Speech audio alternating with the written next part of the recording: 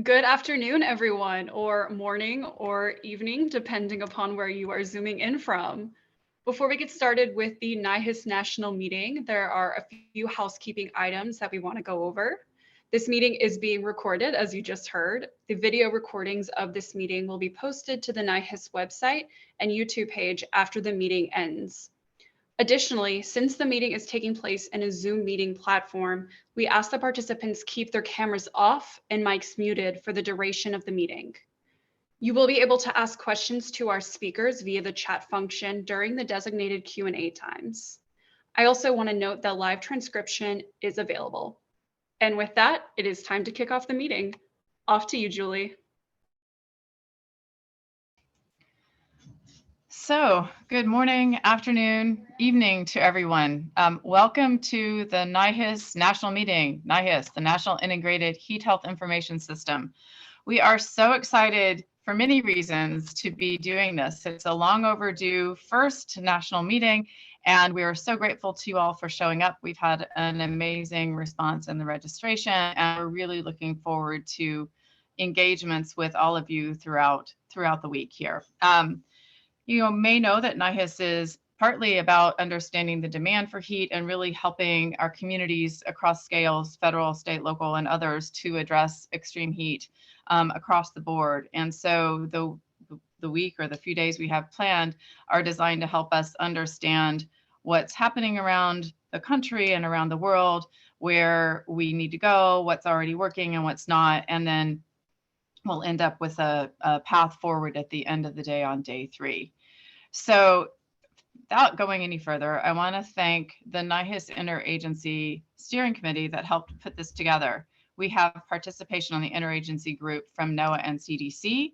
NOAA and CDC actually launched NIHHIS. It was the climate health program at the Centers for Disease Control, along with the climate program and the weather service at NOAA, who launched NIHHIS years ago. And we had a very active interagency group very shortly thereafter. So this meeting was put together by a combination of NOAA and CDC and NIOSH. We had parts of Health and Human Services, including the newly established Office of Climate Change and Health Equity and Substance and Mental Health Agency. We've got OSHA, we've got FEMA, we've got the Veterans Administration, EPA, and you can see the list of specific people here without whom this would not have happened. And without all of you, it would not be happening either. So I just want to say that we are looking forward to learning from you throughout the week. We hope that you will ask questions, participate not only in the main meeting, but in the networking sessions and the coffee hours. And so I am Julie Turton. I'm with NOAA's Climate Program Office, and I'm one of the leads for NIHHIS, along with my colleague, Paul Schram from Centers for Disease Control, and Kim McMahon from the Weather Service. So without further ado, I will turn it over to Paul to say a few opening remarks as well.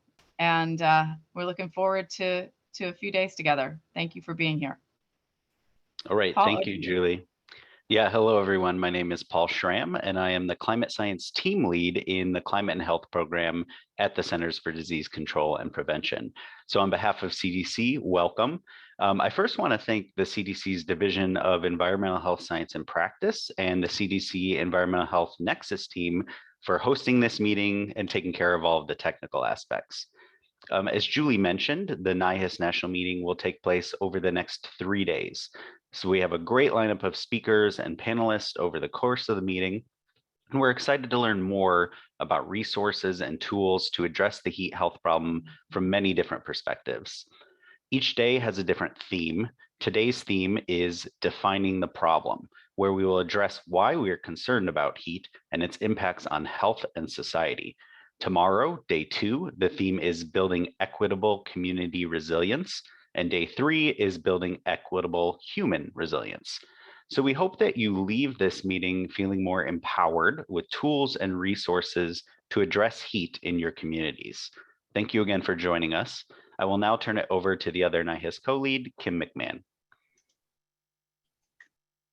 Thanks, Paul. Hi, everyone. My name is Kim McMahon. I am the NOAA National Weather Service Public Weather Services Program Manager. And throughout the next 3 days, we hope to learn about the many heat and health efforts occurring at the federal, state, local, community, and international levels. While we have a great set of sessions over the next 3 days that Paul mentioned, we want to foster discussion and collaboration between all the attendees. We invite everyone to join the networking sessions and coffee discussions at the beginning and end of each day. So we'll kick off our first networking event this evening after the sessions end at 4 p.m. Eastern Daylight Time, and they're hosted by the NIHHIS National Steering Committee. Next, I'm going to turn it over to Jonathan Lynch, part of CDC's Division of Environmental Health, Science, and Practice, who are hosting the Zoom platform for us today. So off to you, Jonathan. Okay. Hey, everyone. Thank you so much for being here. We really appreciate it. So I'm with CDC's Nexus. This is the Environmental Health Nexus is an umbrella for several related communication activities. It's a new and growing activity. We connect with the public health agencies, environmental health academia, and a variety of other interested groups. Our communication activities are coordinated across the, you can advance the slide, by the way, are coordinated across all these different channels that we manage. We see the Nexus as a hub for connecting these different groups and kind of help getting a variety of types of information all connected to environmental health out to the public. And as well, we see it as kind of a learning opportunity, a way to bring people together to teach each other about our different aspects of environmental health. Next slide, please. There we go. These are the current channels that we manage. We host Environmental Health Nexus webinars. We have an Environmental Health Nexus newsletter, and usually the content of the webinar and the newsletter go together. We work with communication partners, and we help provide information for their channels. NIHHIS, of course, is one of our favorite partners. We work on social media. We put together conferences, and we kind of do all these things in a coordinated fashion. And next slide, please. So if you're interested in having your organization be part of the Nexus, we would encourage you to send an email to ehnexus@cdc.gov, and I'll post this information in the chat in case you want to copy it. Additionally, you can check out our website, subscribe to our newsletter, and attend our webinars. And that's it. Thank you.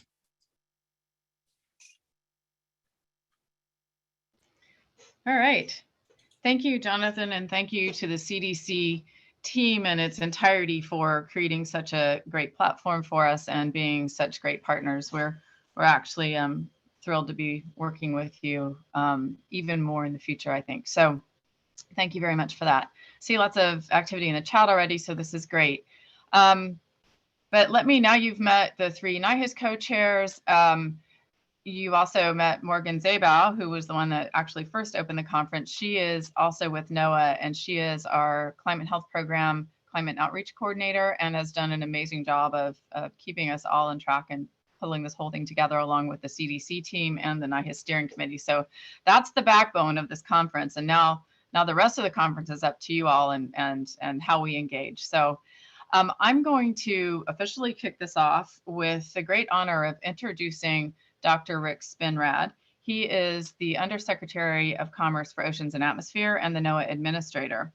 And I'm going to pause for just a second because this is not his first time around at NOAA. He has some remarks for us, but it's a special treat because Dr. Spinrad was the chief scientist when we were first launching NIHHIS, and he actually opened the first meeting right before NIHHIS became official back in 2015 on the anniversary of the heat wave in Chicago. So it's a special honor for us to be able to have him provide some opening remarks to this meeting.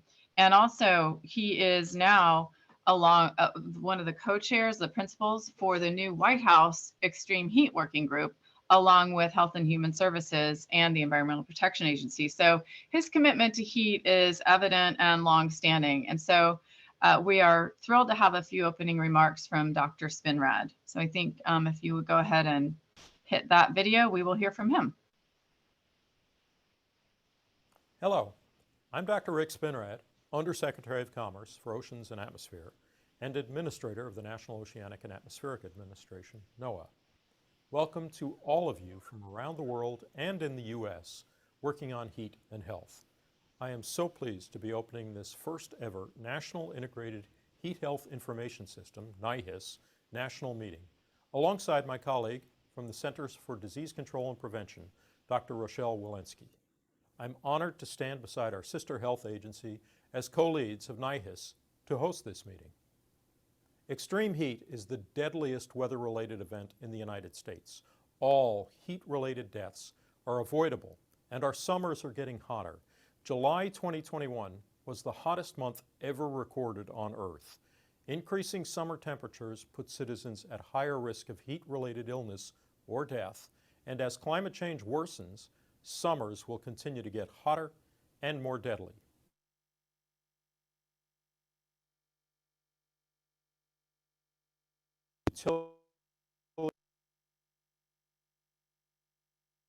And defense options, jobs, and much more. It will take all to address the challenge of extreme heat. Later in this brief talk, I'll be making an important and exciting announcement about NOAA-funded and NIHHIS-led efforts to do just that. We have an amazing few days ahead of us, a breadth of topics and participants ranging from local and state practitioners, federal and international partners, associations, nonprofit organizations, and the private sector. Thank you for being here to help us collectively address the very real problem of heat and its impacts on the health and well-being of people and the planet. You know, I actually had the honor of opening the meeting that subsequently launched NIHHIS.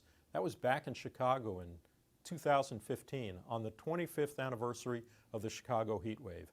I was the chief scientist for NOAA at that time. We recognized back then that society would be facing both higher temperatures and longer heat seasons, as well as changes in the range and intensity of heat waves. And have we ever seen just that? Look at the heat dome last year in the Pacific Northwest and all the heat records we keep breaking. We at NOAA have one piece of that puzzle, and that we are the authoritative source for delivering climate and weather services to manage the impacts of heat across timescales. We address the demand for science-based information and deliver new and improved climate services, especially in under-resourced communities. In fact, NOAA's heat mapping program is part of the Biden administration's Justice 40 initiative, a whole-of-government effort to ensure that federal agencies work with states and local communities to make good on President Biden's promise to deliver 40% of benefits from federal investment in climate and clean energy to disadvantaged communities. But again, we're only one piece of the puzzle, and quite frankly, heat is an issue that is complicated. It crosses agency boundaries, mandates, and missions. By its very essence, it requires cross-agency and cross-sector coordination, as well as federal, state, and local coordination. So it requires coordination, collaboration, planning, and funding across all these levels, agencies, timeframes, and budgets. We have to think differently than we have in the past in order to prepare our country, our society, and our people to be resilient and to prevent these deaths and impacts to our economy.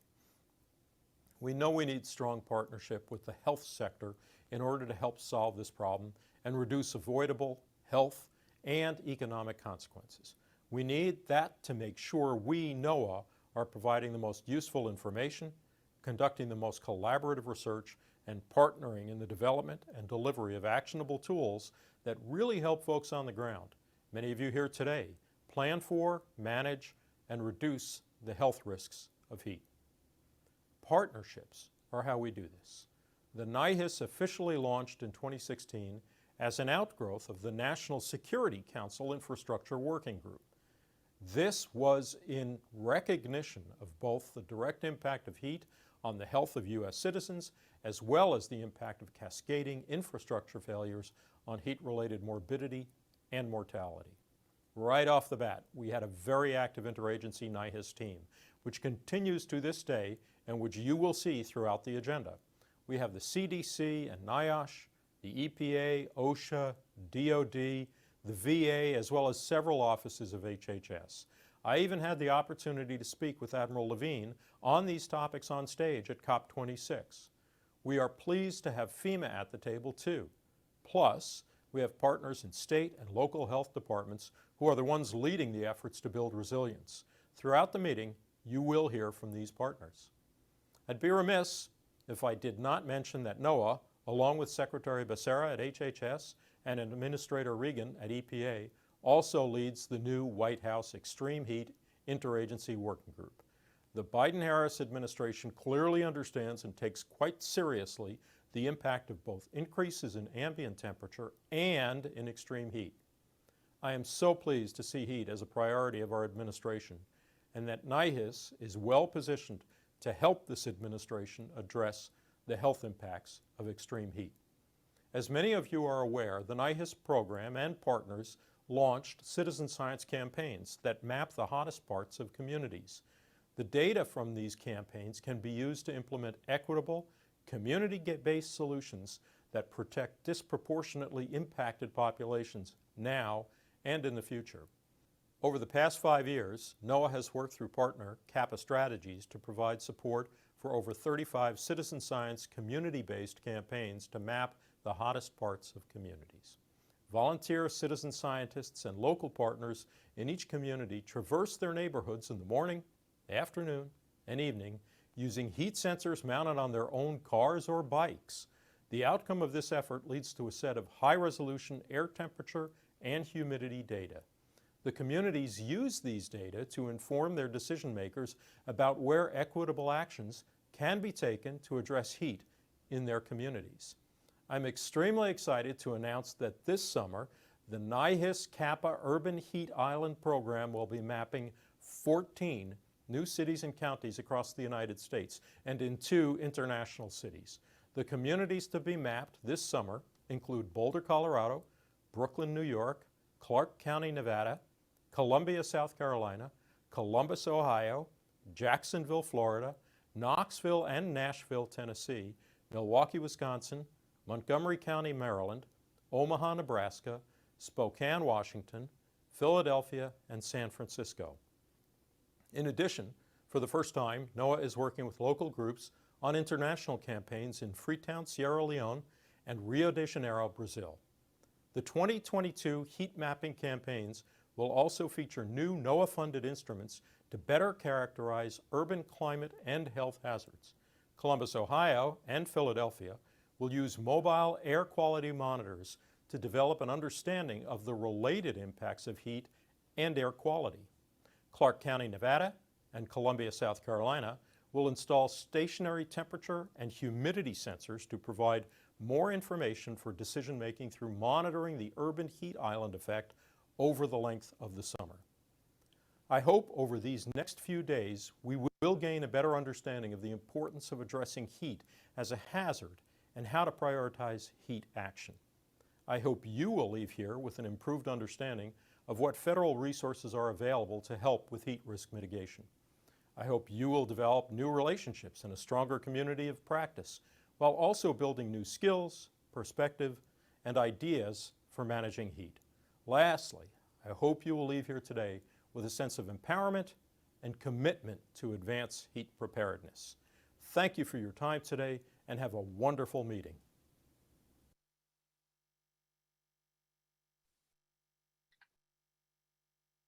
Thank you, Dr. Svinrad, for your remarks and for highlighting NOAA's critical role in this topic.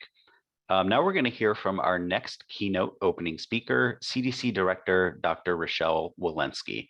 The CDC is thrilled to be collaborating with NOAA and other agencies as co-leads for NIHHIS as a leading health agency. Climate change touches the mission of all parts of CDC, and preparing for and responding to the health impacts of climate change is an agency priority. It is my honor to introduce the CDC Director, Dr. Walensky.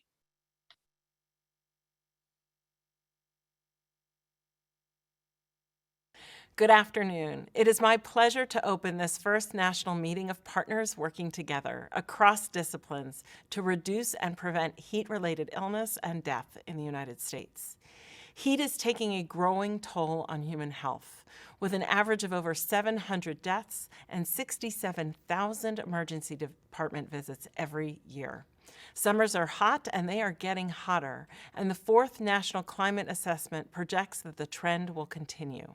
Heat waves will intensify, last longer, span larger areas, and cause more deaths, and strain our nation's energy grid in the future. Our gathering today represents a hopeful moment. The partnership between our National Center for Environmental Health and the National Oceanic and Atmospheric Association, NOAA, harnesses our very powerful data sets to better predict health outcomes and provide local heat response plans with a threshold for activation that protects our communities. CDC's Heat and Health Tracker, providing heat and health data to help communities better prepare for and respond to extreme heat events, includes data on the expected number of days at or above a dangerous level of heat based on climatological norms. These county-level information can help health departments and emergency planners identify the needs of disproportionately affected populations and take appropriate public health action. NOAA's environmental data, including drought and heat data from the National Weather Service, complements CDC's health data and also complements CDC's ability to provide financial support to health departments and local jurisdictions, support which can then be used to respond to the impacts of heat, wildfires, and flooding. Combine these data sets with the assets of our partners at the Department of Veterans Affairs, the Environmental Protection Agency, the Occupational Safety and Health Administration, and the Federal Emergency Management Agency, and we have the tools to begin dealing with the very real threats posed by extreme heat. In addition, CDC's National Institute for Occupational Safety and Health has a long history of researching heat stress in occupational settings. In 2016, NIHHIS published an update to their criteria for a recommended standard on heat, providing recommendations for addressing hot work environments and protecting workers. This has been a very important resource in the absence of a federal workplace standard on heat.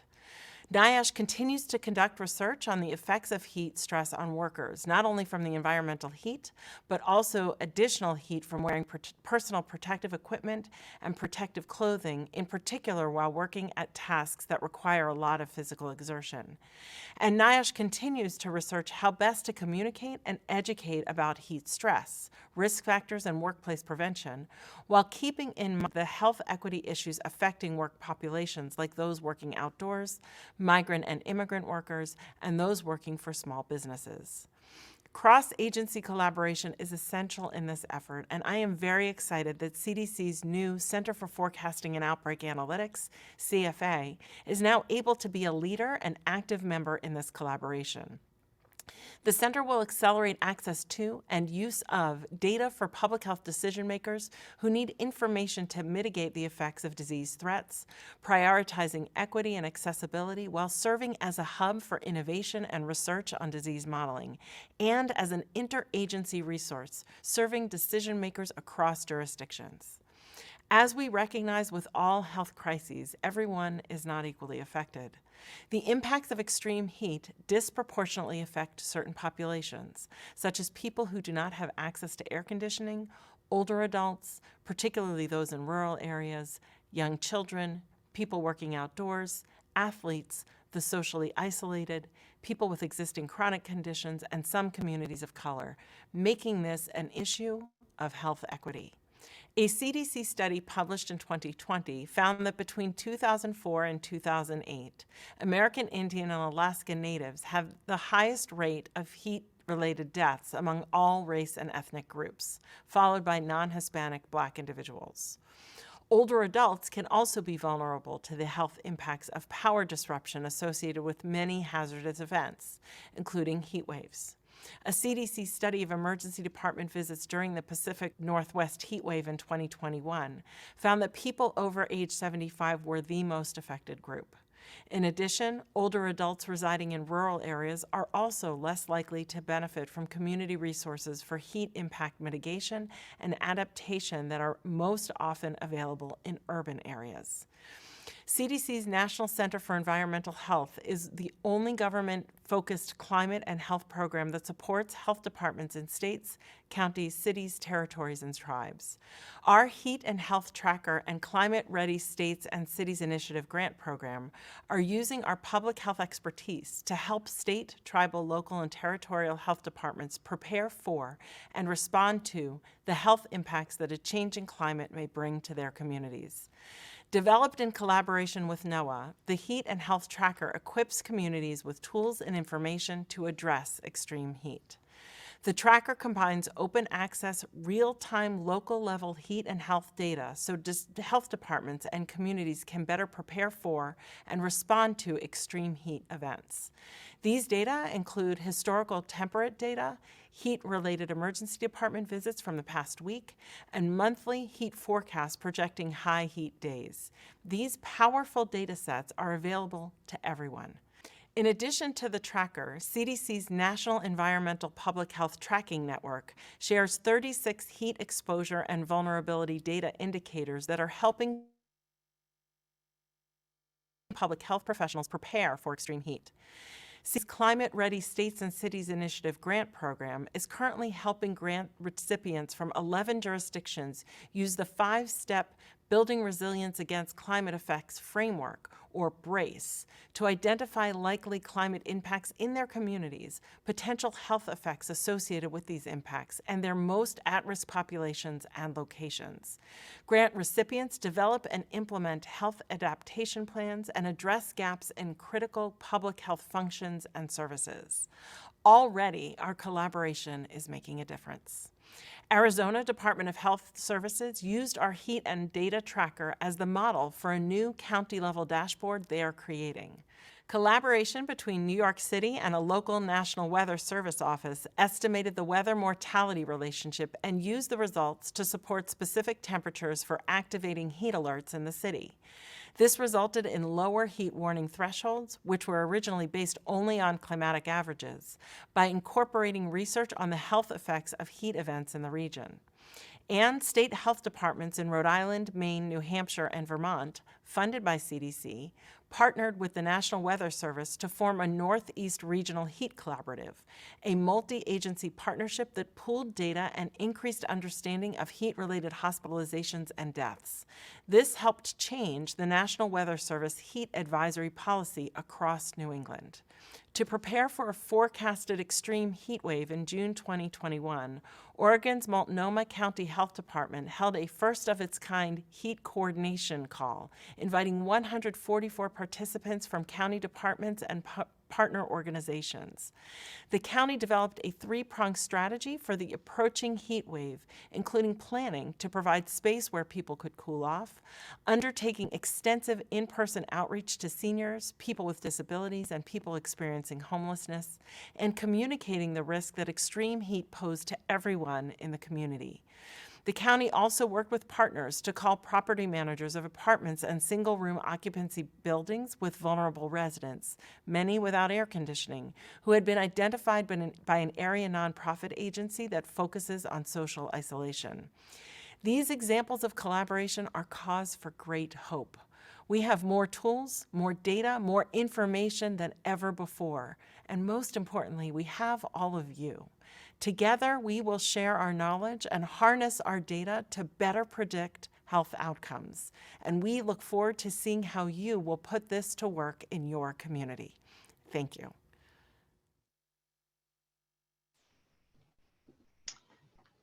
And thank you to Dr. Walensky and CDC for those remarks. We're really grateful to have had both NOAA and CDC leadership open the meeting for us, and you will see throughout the meeting other agency leadership represented throughout the entire day, opening or closing or speaking. So we're really thrilled to have such engagement across our sister agencies.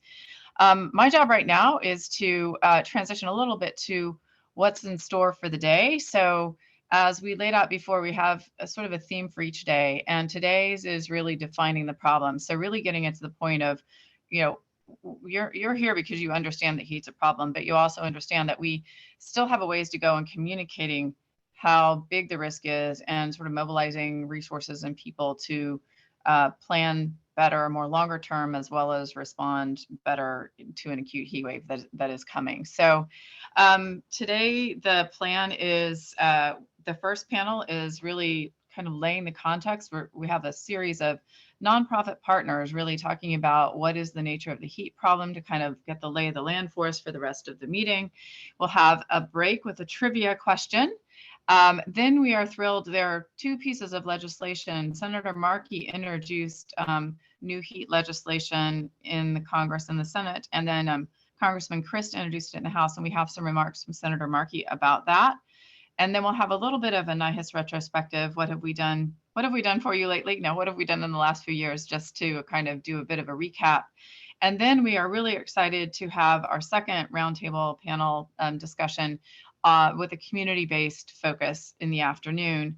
And then we will be closing out with some comments from Dr. David Hayes, who's the climate envoy at the White House, and Assistant Secretary Monica Medina, who is the Assistant Secretary for the Bureau of Oceans and International Environmental and Scientific Affairs at the Department of State, and then heading on to our networking session. So the networking session, we will transition, we'll deal with that later, but we're going to a different platform for that. So we really are envisioning, and it's kind of fun. You'll figure it out once we get there. So I think that's just my job, is to kind of lay out day one and turn it over to Paul, who's going to go on to day two and give a little bit of an overview, and then we'll keep moving on. So Paul, over to you.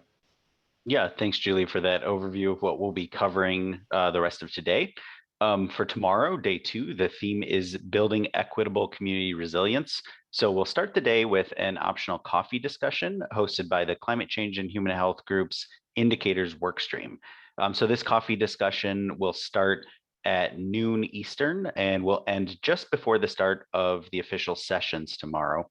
And it'll be a discussion on indicators for heat health risk and solutions. Then at 12:30, we will kick off the day with keynote openings from leadership from two NIHHIS partner agencies, EPA and FEMA. Following the keynote openings will be three sessions: addressing heat action planning, a panel discussion on cascading impacts, and addressing how we can better communicate the problem of heat. Finally, tomorrow, our closing keynote will address international heat and health from a World Meteorological Association and World Health Organization perspective. Following the closing keynote will be a networking discussion hosted by our partners at the Association of State and Territorial Health Officials, or ASTO, the National Association of County and City Health Officials, NACHO, and the GeoHealth Community of Practice through the Wonder platform. I'll now turn it over to Kim to give an overview of day three.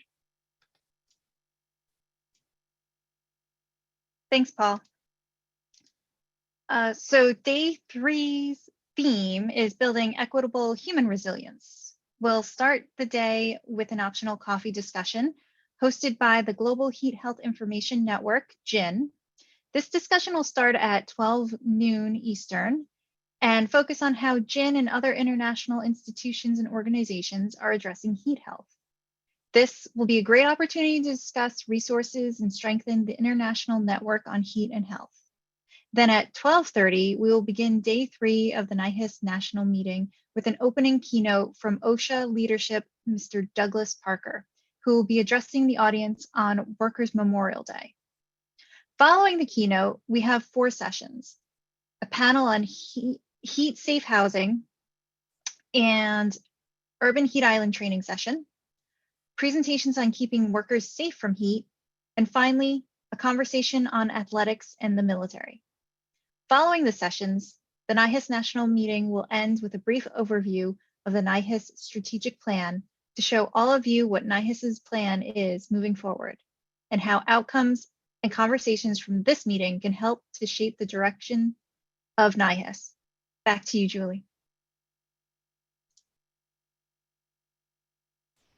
All right. So thank you, Kim. And actually, we're not going to spend 25 minutes on the plan. We have a few other things in mind. So don't worry. At the end of the day on day three, we'll get a taste of it. But yeah. So thank you all for taking us through the few days ahead. We are trying to make this a little bit more interactive and also learn from you in the process. So right now, we're going to ask you all to pull up Mentimeter. We have a polling question to ask you, and we'll be just trying to figure out where you're coming from. So this is a fun one. Do we have the Mentimeter slide with the code?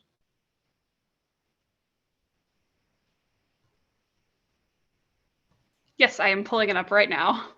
Okay, all right. So yeah, so once you do the Menti, you'll be able to keep that up, and we'll be doing some polling. We have, this one is a little more fun. We have some more strategic questions for you moving forward. So we're gonna take a little bit of time to do that here. And then, okay. So the code up there, 12152118. So go to your screen or your phone and enter the code. I'm doing it with you. And join, and then it'll give you a chance to ask. Yeah, you got it.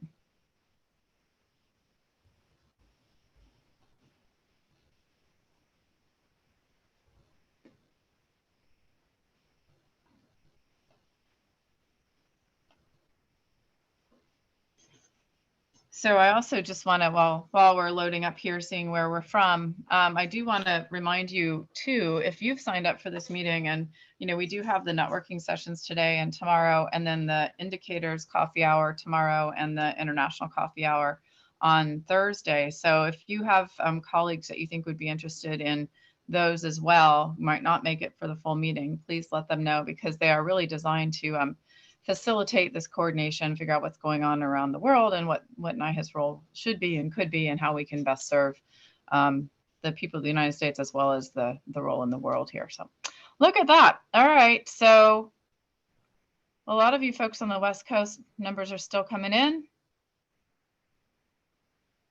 It's not slowing down too much. Still heavy in the DC area, which isn't, I guess, a huge surprise. So that's good news. But it's really nice to see a lot of other places. That's even better news. So happy to hear that, and happy to see it.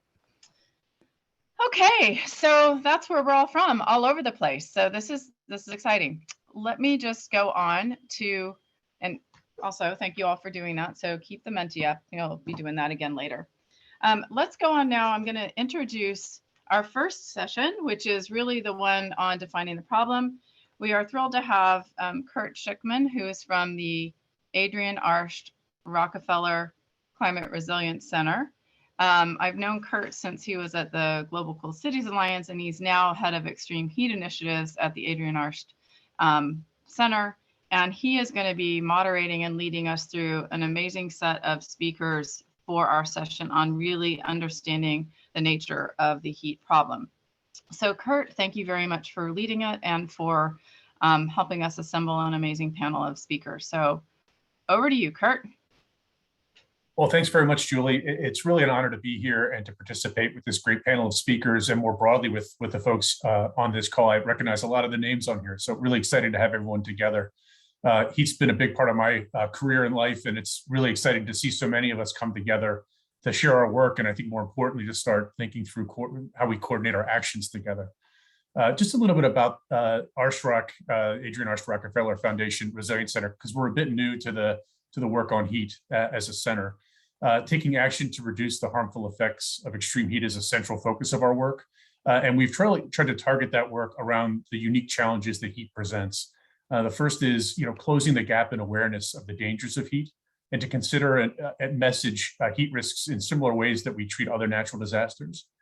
We're trying to engage experts across a broad set of disciplines to co-develop solutions with cities that will work in their local contexts, but also be replicable and scalable to new places. And we do this through our Extreme Heat Resilience Alliance and our City Champions for Heat Action. And coming soon, at the end of next month, in fact, a heat action platform, which will be launching with a group of global partners to really be a way for local practitioners to engage with the broad set of experts in this space to develop effective heat resilience solutions and cooling solutions. We also support the coordination of heat initiatives at the local level. We pioneered the concept of the Chief Heat Officer, which I'm really excited to say we launched a new one today, just about 2 hours ago in Monterrey, Mexico. And she joins CHOs that are working in Athens, Greece, Freetown, Sierra Leone, Santiago, Chile, and in Miami-Dade County. And I'm also excited to see that this idea of CHOs spreading organically, and we have a CHO in Phoenix and more to come. So a really exciting new development to bring the disparate set of actors that need to be at the table for this together in a coordinated way. And finally, we're working to organize finance and risk transfer markets to support scaled implementation. But I really want to get to the panel. This is a fantastic panel with 4 leaders in the field. And as Julie, you said, just to set the stage and frame why we've all come together to address heat and why we've focused our work and our lives around this issue of heat. So let me just introduce our panel today. You're going to first hear from Dr. Rachel Licker. She's the principal climate scientist with the Climate and Energy Program at the Union of Concerned Scientists.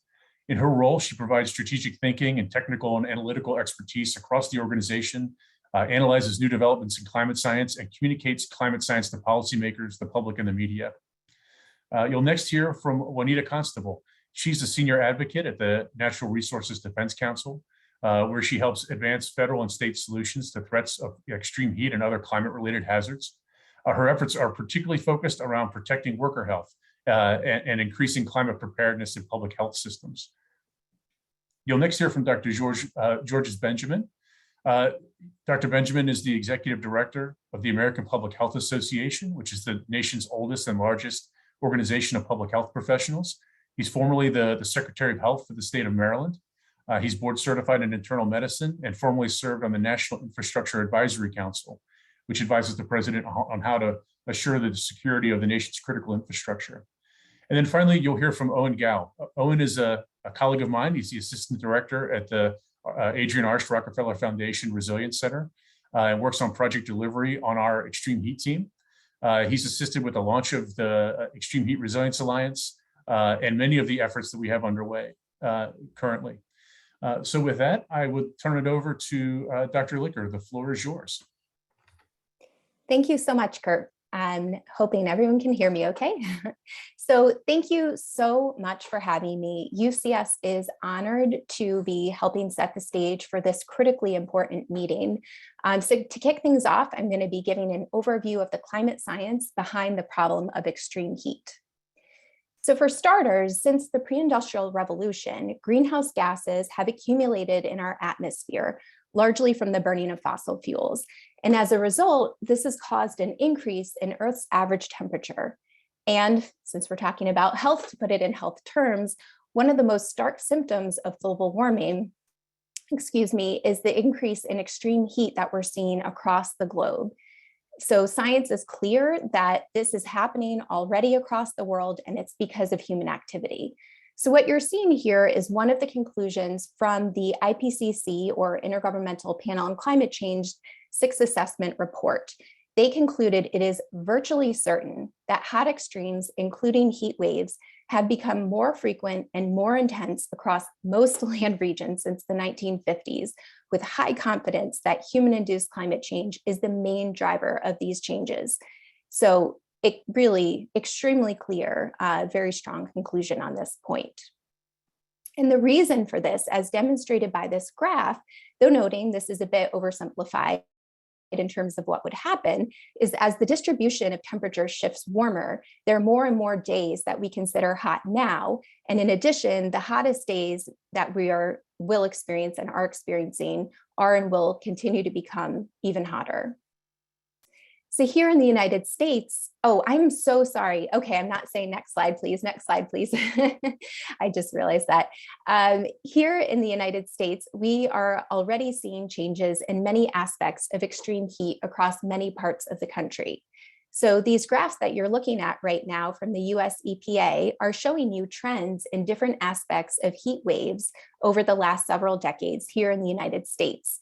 So the top left graph is showing you how the frequency of heat waves has, on average, increased across the country since the mid-1960s. And the top right graph is showing you that the duration of heat waves has also, on average, increased, though a bit more modestly, and over the same time period. We've also seen an increase in the length of the heat wave season, and that's that bottom left graph. and on the right, a modest increase in the intensity of heat waves. Next slide, please. So science has also been able to go even further than just detecting the trends that I just reviewed, and has advanced to the point in which we can now determine in almost real time how big the fingerprint of climate change is on heat waves. So for example, real-time research during last year's Pacific Northwest heat wave found that the heat wave would have been virtually impossible without human-caused climate change. Next slide, please. So here you're looking at maps that on the number of days with extreme heat, you're looking at maps of how the number of days with extreme heat are likely to grow across the country if we don't take action on climate change.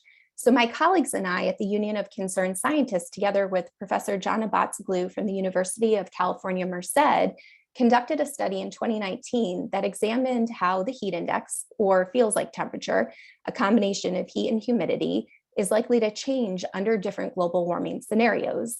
The top left map is showing you historically the number of days with a heat index above 100 degrees Fahrenheit.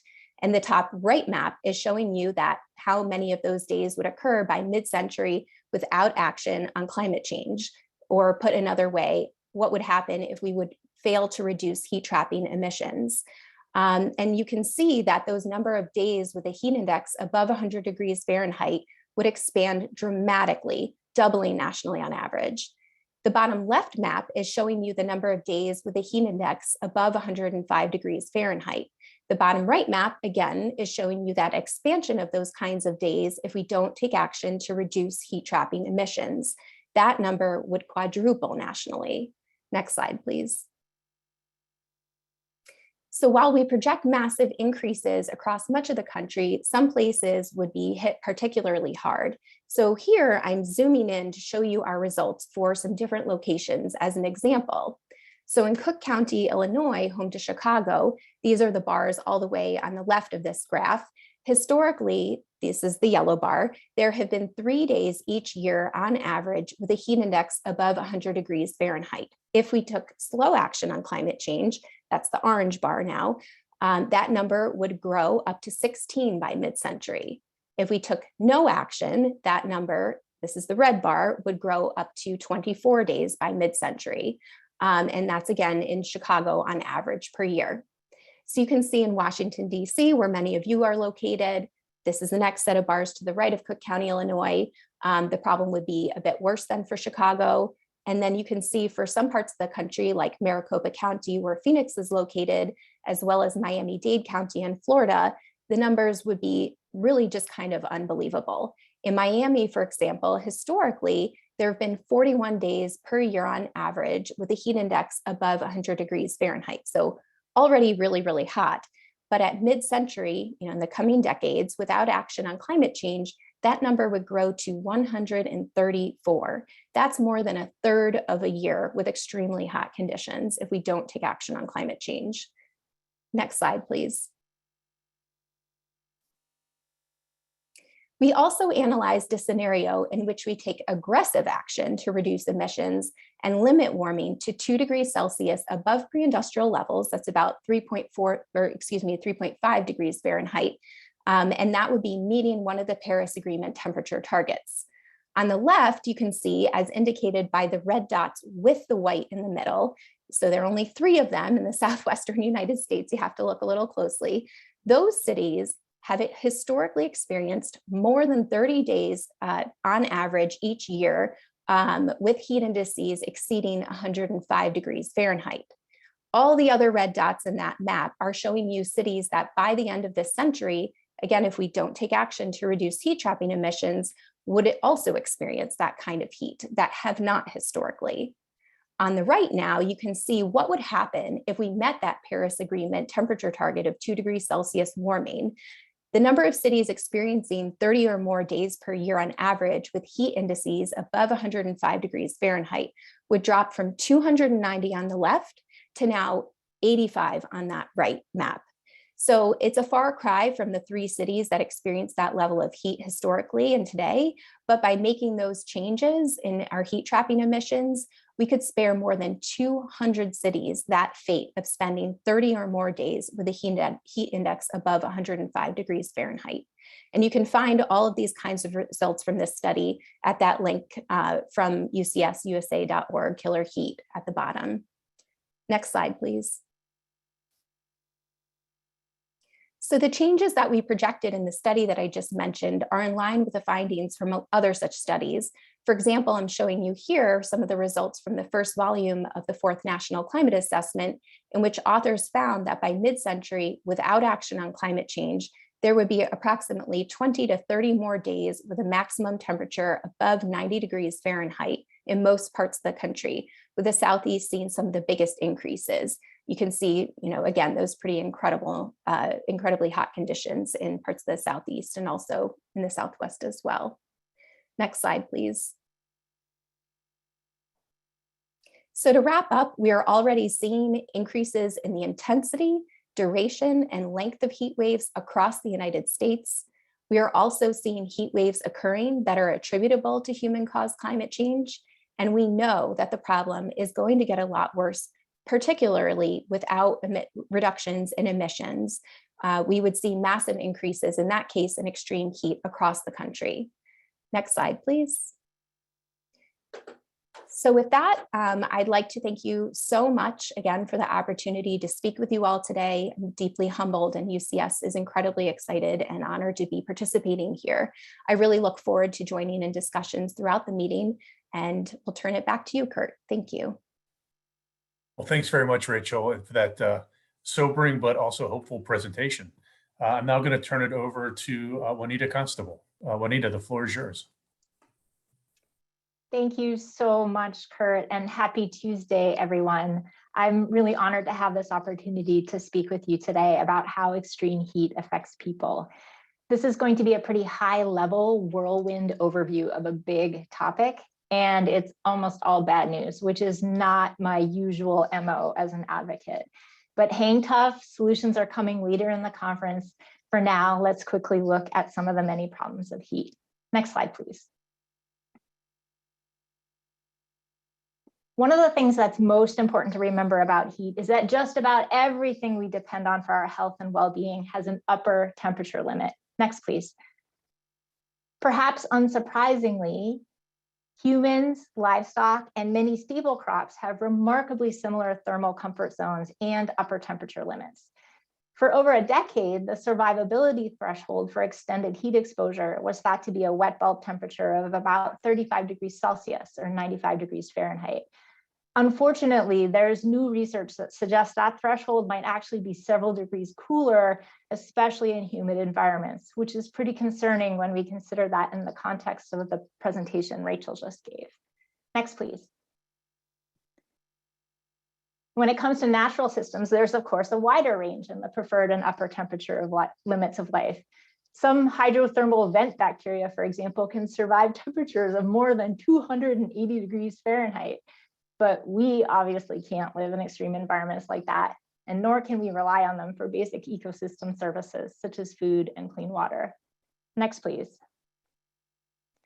Finally, if you've ever left an iPhone in a hot car, you know that our built environment and technological devices also break down in the heat.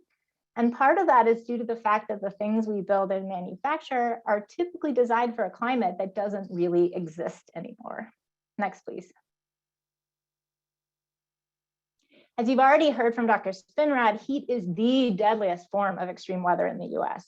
It's deadlier than hurricanes, it's deadlier than tornadoes, and it is definitely deadlier than cold. One of the better known ways heat can kill a person is heat stroke, when the body's natural cooling mechanisms essentially fail. But because heat can affect every major organ in the body, there are dozens of possible ways to die from heat, including respiratory, heart, and kidney failure. Next, please. And even non-fatal heat illnesses can have serious consequences, including costly hospitalizations and potentially permanent disability, including brain damage. Now, you'll notice I don't have any numbers on this slide, and that's because tracking heat-related health outcomes is notoriously tricky for reasons I won't get into here. But I'd urge you to join tomorrow's coffee chat about heat health indicators if you're interested in learning more. Next slide, please. Another serious set of health harms related to heat revolve around maternal and infant health. So pregnant people aren't just eating for two, they're cooling for two and staying hydrated for two, which means they're more susceptible to heat-related illnesses than healthy non-pregnant people. And there's also growing evidence that high heat exposure increases the risk of pregnancy complications such as hypertension disorders and poor birth outcomes such as stillbirth and low birth weight. Next slide, please. Another interesting but relatively understudied heat health issue is the relationship between heat and mental health. Multiple studies have shown that heat can exacerbate mental health conditions such as self-harm and anxiety disorders, leading to an increase in emergency room visits. The reasons for this aren't entirely clear, but one possibility is the negative effect of heat on sleep. And then people with some mental health conditions also are more susceptible to heat-related illnesses, potentially due to the effects of medications or their inability to take actions to protect themselves. Next slide, please. And heat can also exacerbate the health harms of other disasters and complicate recovery from them. For example, after Hurricanes Laura and Ida hit South Louisiana, survivors endured heat index values of well over 100 degrees Fahrenheit, often without access to electricity or sufficient clean drinking water. And tragically, at least 8 people died from heat after Laura and another 12 after Ida, although those numbers are probably conservative. These sorts of compound events in which heat waves follow or layer on top of hurricanes, wildfires, and floods will become increasingly common as the climate continues to change. Next slide, please. Now I'm going to shift gears a little bit and talk about some of the indirect health harms of heat, as if the direct harms aren't bad enough. There are a lot of ways in which heat can affect air and water quality, but I'll touch on just 2 examples here. So ozone pollution, as most folks on this call probably know, is a dangerous lung irritant, and it forms in the air when industrial and transportation pollution chemically react with sunlight. Hot weather can speed up those chemical reactions, leading to more ozone production, which is known as the ozone climate penalty. And that can make it harder for communities to meet clean air standards, especially over the longer term. Next, please. On the water side, bacteria and other microorganisms are essential tools for treating wastewater before it's discharged into rivers and other bodies of water. But bacteria are, of course, living things, which means they're subject to physiological temperature limits. Water utilities may have to change up the microbes they're using to ensure treatment stays effective in increasingly extreme heat. Next slide, please. Heat can also indirectly harm our health by damaging or disrupting critical infrastructure and services. Power outages related to spikes in demand during heat waves, like we saw in California in 2020, are especially problematic for people who rely on electricity-dependent medical equipment or medication that needs to be kept cool. Heat-related damages to transportation infrastructure, like Portland experienced during last year's massive heat dome, may make it hard for people to get medical appointments. And heat, of course, affects essential workers themselves. In the last 2 years, we've seen heat force outdoor COVID-19 test and vaccination sites to operate on restricted hours or temporarily close. Next slide, please. The last aspect of heat I'll cover is how it affects income, especially for workers from marginalized communities. So just a reminder that income is a major determinant of health. It affects the severity of non-fatal health outcomes and overall life expectancy. During the 2021 heat dome in the Pacific Northwest, we saw some stark examples of heat-related income losses. The tweet on the left talks about the heat deaths of hundreds of thousands of chickens and other farm animals. These losses were particularly devastating for small producers, not to mention tragic for the birds themselves. The tweet on the right talks about some workers who were fired from their jobs for refusing to work during dangerously hot conditions. Now, this story has a somewhat happy ending because the workers were reinstated and given back pay after the National Labor Relations Board found they'd been illegally fired. But not every worker who faces retaliation is so lucky. Next slide, please. Heat can also reduce income in more subtle, chronic ways. So think about the last time you did something strenuous in the heat. As the minutes and the hours dragged on, you probably found yourself getting slower and slower. Now, for farm workers or other workers who get paid by the piece, That kind of slowdown can really put a dent in their take-home pay. And some businesses just can't stay open during the heat because they lack sufficient ventilation or there's not enough demand for their products or services. Next, please. As you might imagine, heat-related, oh, sorry, could you back up, please? Thank you. As you might imagine, heat-related losses in pay are not felt equally across different income brackets. The harm falls most heavily on low-wage workers who are more likely to work in the heat in the first place and have fewer job protections. Next, please. The facts are this: heat-related health harms, whether direct or indirect, are bound to widen economic and health disparities in this country and around the world. The quote on the right was part of an industry letter submitted to OSHA in response to their recent advance notice of proposed rulemaking for an occupational heat stress standard. And I'm going to read it in full, so stay tuned. In the unfortunate situations in which heat injuries nevertheless occur, unemployment compensation, health insurance, and life insurance systems can mitigate the adverse impact on workers and their families. Next, please. Setting aside the idea that life insurance can somehow make up for the loss of a family member, the reality is a lot of the workers listed on this slide fall through the cracks of the systems listed above. And without sufficient health and safety protections, many more workers and their families may face mounting medical debt or an inability to meet their other needs, just like we've seen during the COVID pandemic. Next slide, please. Here's my final thought. The health harms of heat are not inevitable. With the right planning, the right investment, and the right follow through, we can survive and thrive in a hotter world, up to a point at least. Thanks so much, and I'll turn it back over to Kurt. Thank you so much, Juanita. That was so comprehensive and terrifying, but so well done. So very much appreciate your presentation. I'm now going to turn it over to Dr. Georges Benjamin. Dr. Benjamin, the floor is yours. Hi, everyone. Thank you for allowing me to spend some time with you today. I'm going to focus a little bit on this more so from a community perspective. Next slide. And just to remind us that you know, there are many ways you can individually mitigate heat. Obviously, being more physically fit, being well hydrated, staying out of the heat, getting into an air conditioner, all those things are important in terms of reducing one's individual risk. But the challenge is that these heat-related illnesses that you saw earlier, including respiratory and heart disease, which are two of the really large reasons that people have heat-related problems, continue to be a big issue. And now, of course, even burns from wildfires is something we need to pay a lot more attention to. Next slide. You know, the air we breathe is a challenge. Obviously, on these quote unquote cold red days, where the ambient air creates a real risk to people, often accompanied by high degrees of air pollution on those particular days. And in times like now, like we're in the Washington, D.C. area, we have lots of pollen in the air, which automatically results in impact on people with respiratory disease, plays a big issue. And when you look at wildfire smoke, it's not just the fact that the trees and the grass are burning, but tragically homes burn, other people's property burns, and lots of toxins also show up in that smoke. So that wildfires play a unique accelerant to the heat when we see those from a public health perspective. Next slide.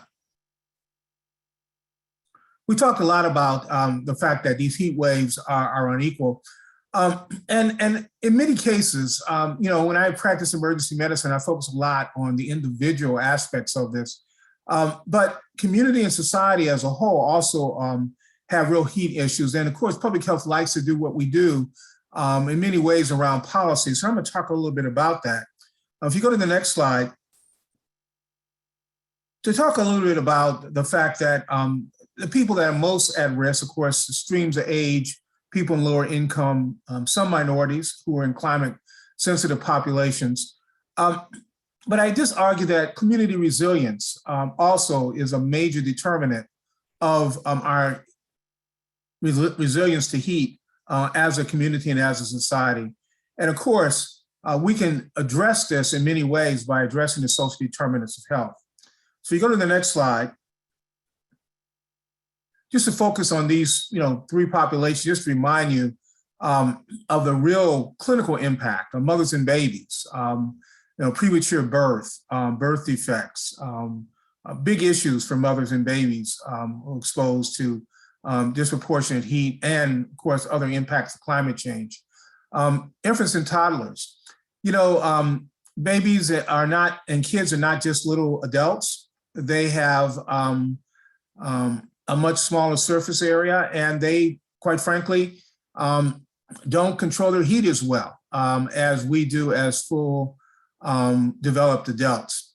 And then, of course, kids, and all of our kids, they do interesting things. We have them out, they're playing in sports, they're active.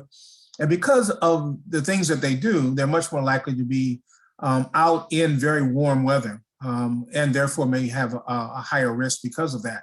Next slide. And just, of course, just not to forget the people who have to go to work, the people who pick our crops, the people who mow our grasses, the people who dump our garbage. Under COVID, we define these people as essential workers, or absolutely essential workers. But just remember that they are often out there, and they're often out there without the ability to run into the air conditioning, and sometimes not even to get adequate hydration. Next slide. So, the three big areas of exposure, sensitivity, and adaptive capacity ultimately result in individual vulnerability. In many ways, sometimes the whole vulnerability of a community. And then at the end of the day, results in significant negative health impacts for that community. You go to the next slide. This lays this out a little more specifically, just to point out that in terms of exposure, the social determinants of poverty, occupation, and racism, racial discrimination, one's underlying health issues. Again, reminding folks that there are communities who are disproportionately impacted by heart disease, lung disease, kidney disease. Therefore, if they are exposed to the heat, they're much more likely to have negative heat impacts. And their ability, one of the reasons they're considered as climate sensitive populations is their adaptive ability as both individuals and in many cases the community are limited because of things that we have done and things that they're unable to do. So if you are an elderly person with heart disease, lung disease, on diuretics, living in a high-rise apartment without air conditioning and the windows don't open, you're basically trapped during a heat wave. We do have public health measures to try to pull you out of that environment and bring you to a cooling center and reduce your risk. But far too often, we see that those systems are not as adequate as we would like, and people do die, sometimes in just large numbers because we're not able to really get to every one of those people all the time. Next slide. So, you heard earlier, the issue around classifying deaths is always a tricky issue. And trying to figure out what the primary cause of death and what the underlying cause of death is always a kind of a mystery. Medical examiners have different definitions. Suffice it to say that our numbers in terms of actual mortality give us a sense of whether or not deaths are going up or deaths are going down. But the accuracy of those exact numbers remain a real challenge for us. Because if you died of a heart attack and you were outside at 103 degree temperature, what did you die of? Did you die of the heart attack primarily, or was it precipitated by the heat? And obviously a history helps try to define that definition, but of course, more and more we're not doing autopsies, so we don't really know what the cause of death was, unless a person was out exercising, had basically a diagnosis of heat stroke, and then went to the hospital. Next slide. And we can see this. We know that extremes of age make a big difference. And while there are certainly disparities based on race, based on where you are. Age is a really big modifier in terms of whether or not one's going to have an impact from the heat. Next slide. So I talked about the importance of the built environment and influencing the temperature. Far too many of our communities have dark urban surfaces which absorb the heat rather than reflect it, and lack of vegetation. I grew up in Chicago, and it's a walkable, bikeable community. However, in many of the low-income communities, they're really not reinvested in vegetation or trees. We often have a tendency to just pave over green space, and that results again in dark, impervious surfaces that absorb the heat and don't reflect them.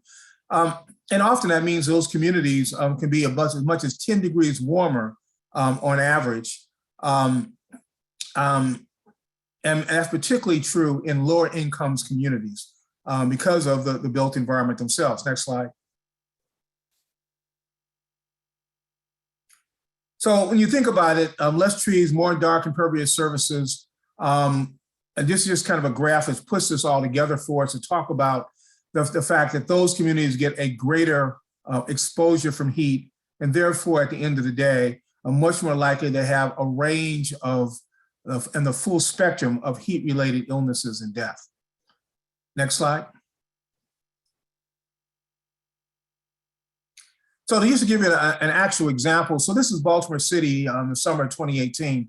If you click on it, you'll show the next little circle. And that's a high-income community.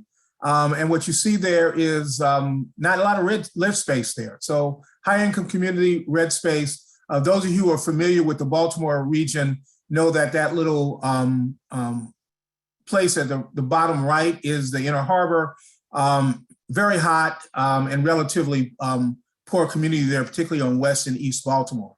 Next slide.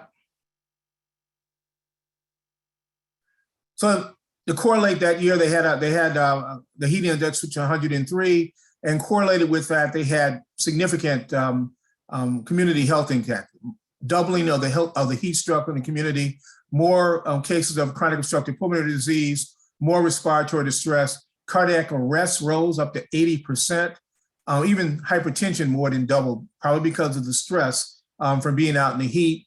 And all of the mental health issues that you heard earlier also increase in that community. Why this matters, obviously, not only because of the independent aspect of human health, but also the cost to the system. So hospital visits for Medicaid patients in hotter versus cooler areas of the city spiked. And that was certainly prominent in low-income communities where they had more doctor visits for things like asthma, COPD, and heart disease, things that we believe are climate-sensitive conditions. Next slide. So just one idea, of course, is the fact that these are getting hotter. This is another city. This is Richmond. Again, just to point out that lower income communities tended to be hotter than higher income communities on this chart as well. Next slide. So with that, let me thank you very much, and we can have a conversation. Thanks very much, Dr. Benjamin. Appreciate your remarks. I'm going to turn it over now to Owen Gao. Owen, the floor is yours. Thanks, Kurt. It's an honor to be here with all of you today and to get to listen in on these other great presentations that we've heard already. I'll start by sharing a bit more about the Adrian R. Rockefeller Foundation Resilience Center, which we call RSROC for short, as Kurt mentioned. We work on building individual and community resilience in the face of climate impacts with the goal of reaching 1 billion people by 2030. Next slide, please.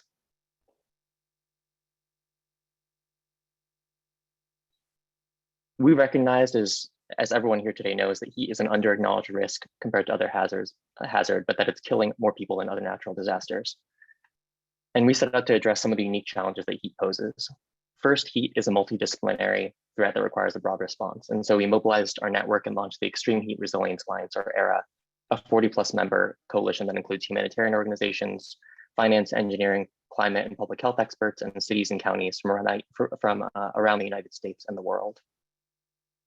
We see public awareness as the first limiting factor in changing people's behavior when it comes to heat. So we launched a heat season social media campaign, a concept similar to the hurricane season.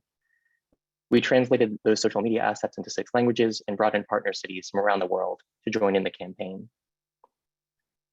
In the graph that Rachel shared earlier, we saw that Miami-Dade County, Florida will face unbelievable temperatures without action on climate change. And in 2021, we partnered with Miami-Dade County to appoint a chief heat officer that could lead and coordinate city planning in response to heat. And as Kurt mentioned, that role has been replicated since. And finally, we work to mobilize resources, both financial and technical, toward adapting to heat. For example, we're currently developing an online heat action platform, which brings together some of the great technical resources that are already out there for city practitioners to either learn more about or or expand their knowledge on this issue. And this platform will also be a channel for practitioners to engage with RSTROC and with ERA directly. The platform includes a filterable policy tool, which users can find examples of heat resilience interventions pulled from around the world that best fit their climate and development context. And our real goal is for users to see themselves reflected in the tool, no matter where they're from. And while today I'll be speaking about how heat impacts economies, I'd like to leave you with the same takeaway that Juanita ended on, which is that many of these impacts are preventable with the political will and investment needed to adapt. Next slide, please. There's no part of the economy that's not impacted by heat. But when a hurricane hits Miami, for example, we have well-developed methods for measuring property and infrastructure damage. Heat's impacts are difficult to quantify, and we often lack the data to fully assess its costs. Some of heat's effects are highly tangible, like damaged power lines, wilting crops, the inability for planes to take off from runways above certain temperatures, and buckling roads. And others are broader productivity losses when people are unable to work or work more slowly during periods of extreme heat. This can also show up in terms of increased rates of workplace injuries and additional healthcare costs when people get sick. And economic impacts also extend to what countries lose when students learn more slowly, tourism goes down, or outdoor activities become too dangerous. For example, we've seen this in past years during the Australian Open, a tennis event that draws major publicity and tourism, where players have fainted or gotten sick on the court. Next slide, please. We put out a report last August which quantifies the impacts of heat to the US economy right now and in the future. What the report shows is that the cost of heat will only increase over the coming decades, even as governments need more and more money to invest in adaptation. Though the analysis was limited to just one dimension, labor productivity, it found that heat is already costing the US $100 billion per year. And you can see in the graph on the right that this number will double to $200 billion by 2030 and quintuple to $500 billion by 2050. Without the necessary adaptation and mitigation measures. And this number doesn't take into account the many other ways that heat costs us money, from hospital bills to infrastructure damage. And we were pleased to see this report cited by the Biden administration in its announcement of its heat and workplace safety rule promulgation last September. The analysis found that almost nowhere in the US is unaffected by heat. This was underscored by the heat wave in the normally temperate Pacific Northwest and British Columbia last summer. Only 9 out of more than 3,000 counties in the US are not economically affected by heat, and all of them are in Alaska. As it gets hotter, people will also get hurt more often on the job. Extreme heat causes 120,000 occupational injuries in a normal year, and this number could increase 4-fold to 450,000 by 2050. You can see in the map on the left that Texas and Florida will both be highly impacted states. Texas alone accounts for nearly a third of the country's projected economic losses. These will rise from $30 billion annually today to $110 billion by 2050. Florida is second only to Texas, and losses will rise from $11 billion in a typical year to $52 billion by 2050. And across the US, manufacturing, agriculture, construction, mining, and utilities are the sectors that will be hit the hardest. And though one of the primary groups that is already deeply impacted by heat is farm workers, we have to keep in mind that oil and gas workers, landscapers, electricians, and other outdoor workers who are not necessarily low income will also see their health and income suffer. Next slide, please. And of course, at the heart of this issue, equity is at the heart of this issue. Black and Hispanic workers tend to live in hotter parts of the country and will face significantly more extremely hot days than non-Hispanic, white, or Asian workers. Black and Hispanic workers already face productivity losses that are 18% greater than their white counterparts nationwide. And in California, which has a large percentage of Hispanic agricultural workers residing in the hotter southern parts of the state, Hispanic workers are experiencing productivity losses as a share of income that are 45% greater than those of white workers. Next slide, please. We're continuing this research in a phase 2 analysis that looks across 13 cities around the world. And part of the reason for this is that we know that economic impacts of heat look vastly different across different climate and development contexts. And with that in mind, we're taking a deeper look at each of the cities that you can see on this map. This is going to be a finer grained analysis and includes urban heat island modeling and projections of urban development. We'll be releasing the core labor productivity elements of this analysis in June 2022, and separately releasing a set of city-specific deep dives focused on issues of concern to each city in the fall. And the goal of doing these analyses isn't only to raise awareness of the severity of the risk, it's also to identify solutions and kickstart a discussion about how to invest in those solutions at scale. We'd welcome all of your input on this project, and we look forward to working with everyone here today around our common goal of protecting people from the worst impacts of heat. So with that, next slide, please. Thank you very much, and please feel free to send me a note at the email at the bottom of the page if you have any questions or comments. Great, thanks very much, Owen. And thank you to all our speakers today on this panel. It's been, appreciate your time and your insights and your experience. I think we're all better for it and for helping us really understand what's at stake and starting to understand what we can do about it. So thank you again very much for that. I'm gonna throw it now to Paul Schram and close out this panel. Thanks all. All right, and Kurt, I'll echo that. Thank you to all the speakers, and thank you, Kurt, for moderating. That was a great overview to kind of set the stage for why extreme heat is a problem and who is affected. So with that, we're going to take our first break of the day, about 10 minutes. So we hope that you'll all be able to join us again at 2 p.m. Eastern to hear remarks from Senator Ed Markey. During the break times over the next few days, we'll be putting up polling and little trivia questions and word clouds if you're interested. As a reminder, you can use Mentimeter either on your computer or on your phone using the code. So let's get that polling set up. And again, we will start back here in about 9 minutes at 2 p.m. Eastern. Thank you. Oh, and the trivia question is, temperature data from 1970 to 2019 revealed which US city to be warming the fastest. And there are 4 options for you to guess.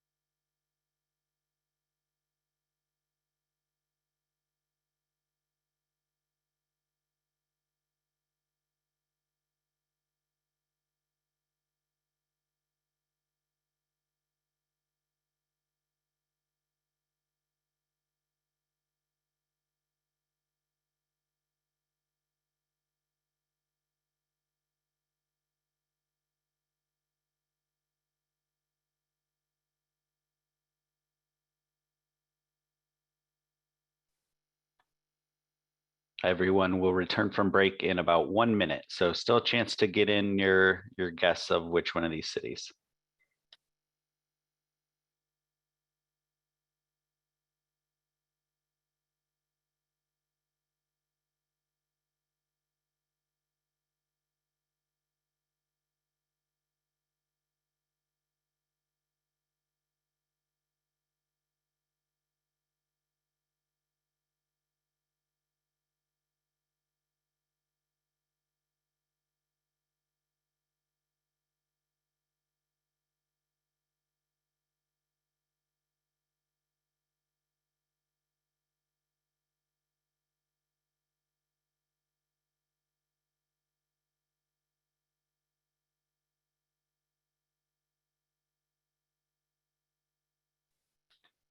Okay, it is 2 p.m. Eastern, so we'll continue with the meeting. Welcome back, everyone. Before we get started with the next session, I'll go over the answer to this trivia question. It looks like a lot of people thought Burlington, Vermont, maybe because it's a relatively cold city, so maybe it has more room to warm. But actually, the answer is the second most popular guess on here, Las Vegas. America's fastest warming cities all lie in the Southwest.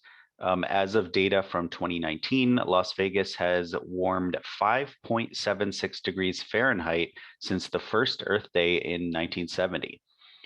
So interesting to see the kind of different effects of heat or different increases in temperature around the country. Thank you to all that participated in this polling. Next, I will turn it over to Kim to introduce Senator Ed Markey for a talk on heat legislation. Kim? Thanks, Paul. Next up is our NIHHIS legislation session. We're very fortunate to have remarks from Senator Edward Markey of Massachusetts to speak about the new heat legislation he introduced in the Senate. The Preventing Heat Illness and Deaths Act, introduced in 2021, would authorize NIHHIS to prepare the nation for the threats of extreme heat and protect communities that are disproportionately impacted. Senator Markey will speak more to the legislation and the role that NIHHIS plays in addressing heat and health. You can roll the video. Thank you. Hello, everyone. I'm Senator Ed Markey, and I want to thank you for the opportunity to join you at the first National Integrated Heat Health Information System National Meeting. As the climate crisis continues to accelerate, extreme heat events in the United States are becoming more frequent, longer lasting, and more severe. And all of that is resulting in a deadly and dangerous threat to Americans everywhere. Extreme heat can cause heat exhaustion, heat stroke, even death. Last summer, our country experienced unprecedented extreme heat events that killed hundreds of Americans. In 2021, and this is history, the heat wave was the deadliest weather-related event that Washington State had ever seen in their entire history, resulting in part from the practice of historic redlining. The risks of extreme heat have fallen more heavily on low-income communities and communities of color. That's just the history of our country. And it has to be rectified. With fewer trees and more pavement in their neighborhoods, as well as less access to cooling technology, these groups are more exposed to the dangers of extreme heat. And while most heat-related deaths and illness are preventable, it hasn't happened. And we have to ensure that we increase the outreach and the intervention, that we act preventatively. Extreme heat events have been the leading cause of weather-related death in the United States over the last 30 years. And that is a fact. And we must do better at protecting vulnerable communities from this threat. That's our generational responsibility. And we have to ensure that we put the solutions in place. The planet's running a fever, but there are no emergency rooms for planets. The national problem requires a national response. And that is why I am so grateful for all of the work that you are doing to understand and to create responses to extreme heat. You're bringing experts and stakeholders together to leverage the best available science to better protect us from the health risks of extreme heat. Thank you for all of the work which you are doing. This is historic. This work that you're doing, that you're collaborating on. And I'm fighting in the Senate to ensure that you get the funding and the support that you need for this critically important work. And it's why last year I reintroduced the Preventing Heat, Illness, and Deaths Act alongside Congressman Charlie Crist from Florida, who did it in the House of Representatives. And legislation is needed. And what our bill would do would be to put in place the ability to combat the health risks of extreme heat by formalizing and expanding NIHHIS by providing $100 million in heat-fighting financial assistance for community projects to reduce exposure to extreme heat, particularly in disadvantaged communities across our country, and to ensure that we issue the recommendations for federal action on heat health issues. We need standards. We need to put out all the information we need so that the warnings are there and what to do in order to prevent heat illness and deaths from occurring. That's the name of our bill, because it will strengthen the nation's ability to cope with rising temperatures by expanding on the ability of all of you to fill key information gaps and directing resilience funding to communities that need it the most. And I'm also working on efforts to secure more funding for NIHHIS through the annual appropriations process. A vision without funding is an hallucination. We have to make sure that the funding is there, because with additional funding, we'd be able to deploy new monitors, strengthen partnerships, build upon the successful urban heat island mapping campaigns to do it across the whole country.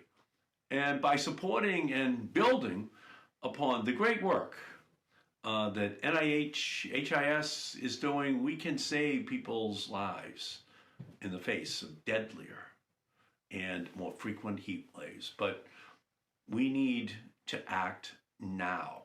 We need to get the funding into your hands. And so I just want to thank you, the entire team, for all that they've done.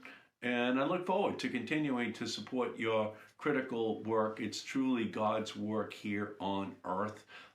We are having a crazy science project, but unfortunately, this planet is suffering because of it. And we can engage in preventative actions that avoid the worst, most catastrophic consequences of dangerous global warming. Thank you for everything you're doing to warn, and thank you for everything that you're going to do to prevent. So thank you for your great work, and see you all soon, I hope.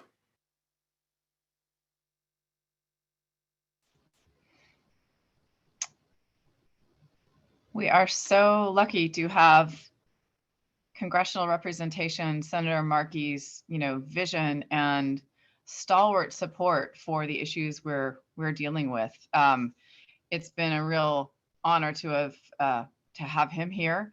And I know Congressman Christ has also introduced a House bill, and I think this kind of leadership and vision is just a rarity. And we're really grateful to Senator Markey for making time to participate in our meeting and for recognizing the efforts of everybody here, every single one of you, and that it takes all of us at all levels to actually do something about the heat problem. We're on the federal side excited about the potential legislation, of course, partly for funding, but also because it helps establish some mandates across the agencies and things. So it's an interesting time to be in the heat and health space. And just one small note that we have, one of the networking sessions this evening is congressional engagement and outreach. And of course, the federal family will not participate in that, but many of you who supported the bill and sponsored the bill are here in the meeting today, have been on panels, and I think are going to be hosting a discussion about outreach in the end. So yeah, it's a pretty exciting time these days. So without taking up any more time on that, the next section here is just a little bit of a NIHHIS retrospective that lays out, we've been around for a while without dedicated funding line, and all of the agencies have been, working together on various things.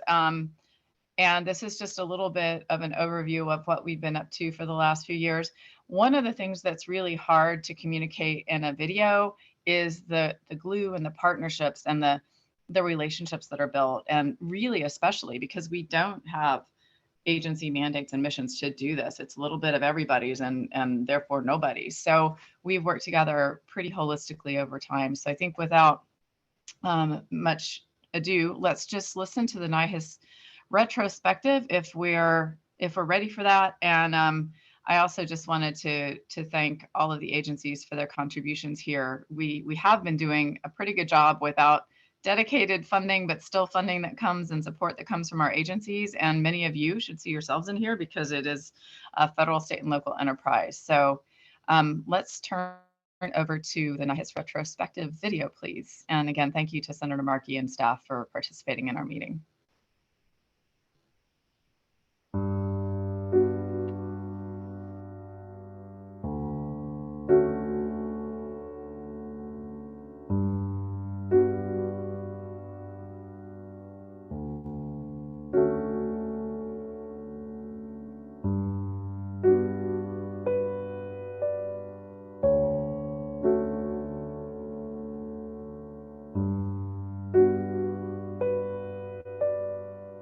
Extreme heat touches every state in the U.S. and country in the world, from the Pacific Heat Dome of 2021 to the annual occurrence of scorching heat in Australia and South Asia.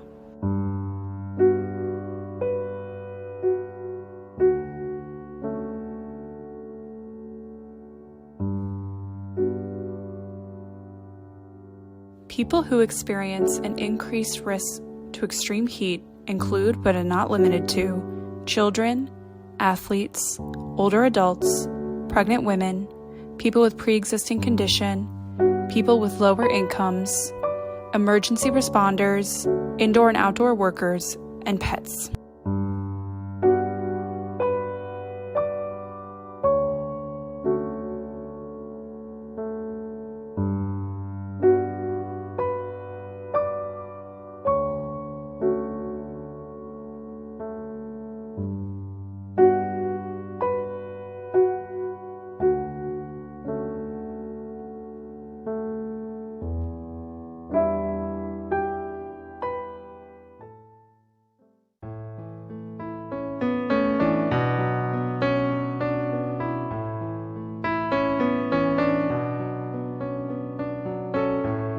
NIHHIS was launched in 2015 as a joint NOAA and CDC initiative to work together to reduce the risk of the health impacts of heat.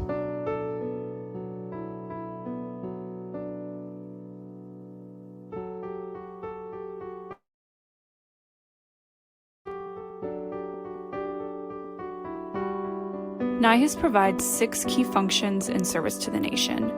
It includes understand user context and define user needs, improve operational monitoring, observation, and forecasting, enhance solutions with foundational and applied research, co-develop products and tools across timescales, support planning, preparedness and response, and communicate, educate, and build capacity.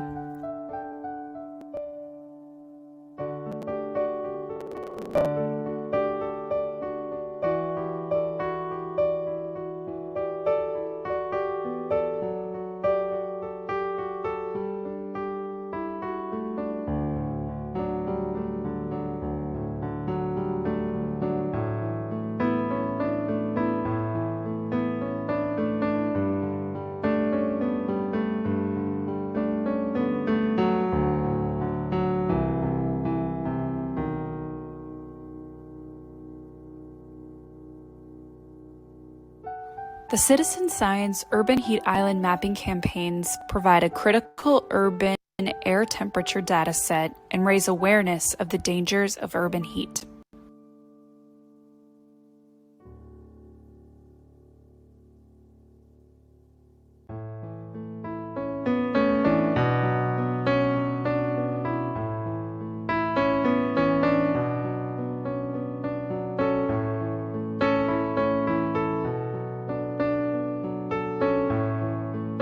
In 2021, NIHHIS competitively awarded 5 new grants totaling $1.25 million to community and research teams across the country to apply climate science to improving equitable resilience to extreme heat.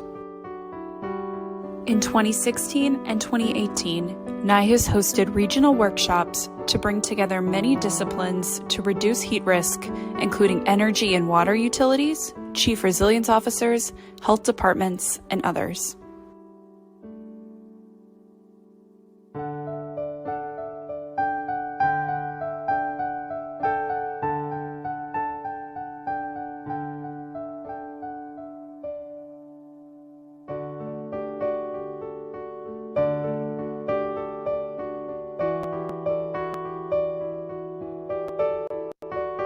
NIHHIS collaborated with federal and NGO partners to identify research needs and opportunities to provide improved information to protect individuals from exertional heat illness.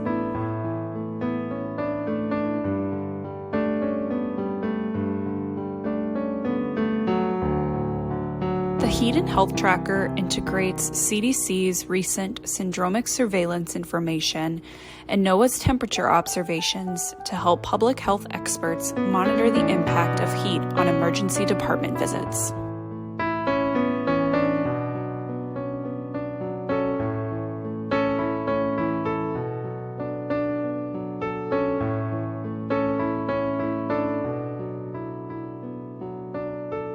The NIHHIS Interagency Communications Group will be coordinating a heat illness awareness social media campaign taking place May 16th through the 20th.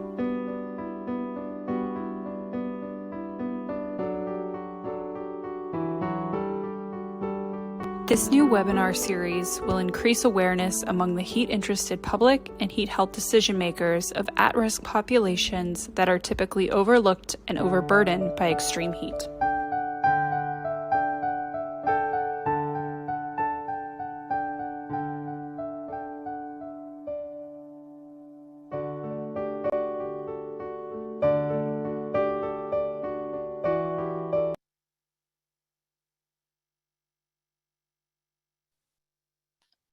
All right, and apologies that some parts of that video might have looked a little blurry because of the bandwidth, but that it will be published on the NIHHIS YouTube page. So for those of you who want to see a clean version of it, it will be on there. The link's in the chat, but we can also, it'll appear on the NIHHIS page when that is up.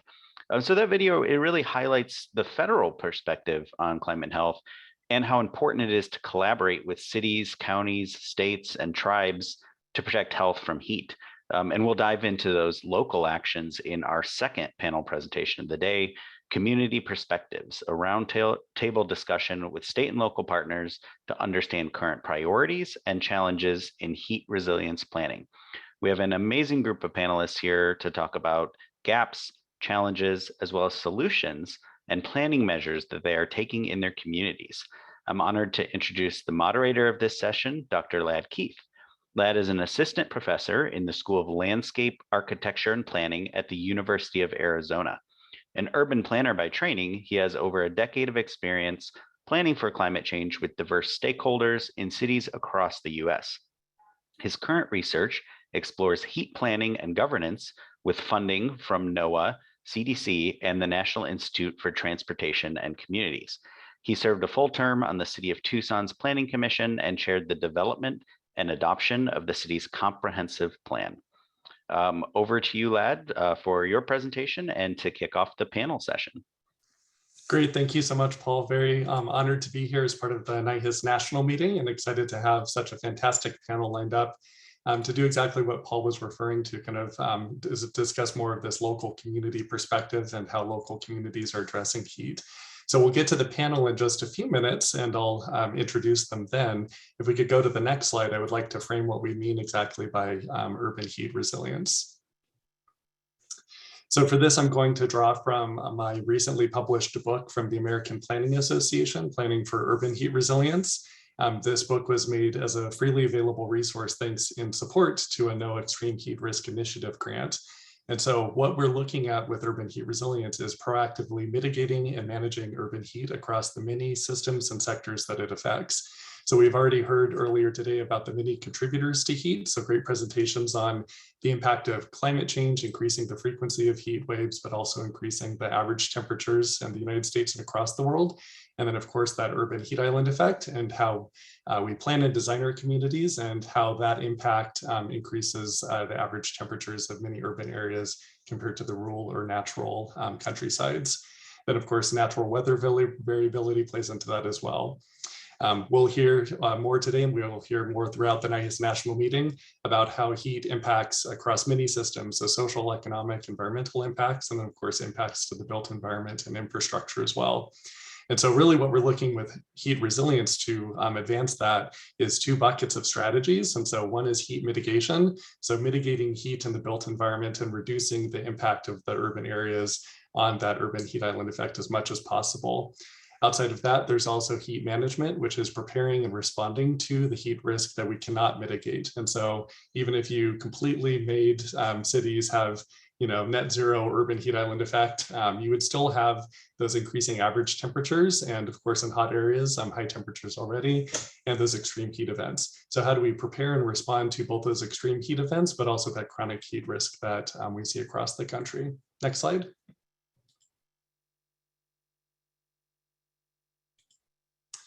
And so to think about advancing heat resilience, we also have to call attention to heat governance. And so kind of looking just broader than the local perspective, but really looking at how local communities, state support, and federal support all play in as a really important part of the picture. And that's what this NIHHIS National meeting is all about. So for this, I'm going to draw from a definition from a Nature paper that we published last year, but heat governance is the actors, strategies, processes, and institutions that guide decision-making for mitigating and managing heat as a hazard.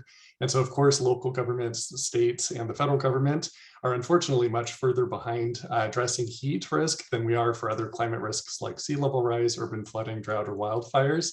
And the newness of the topic or lack of familiarity, depending on which way you look at it, of decision makers with addressing heat as a hazard includes things like we have lack of tested legal structures for regulating the built environment for heat. We do have a lot of information available for heat, but not all of it's readily known to local decision makers, certainly. And there's confusion over which information sources you use for which purpose.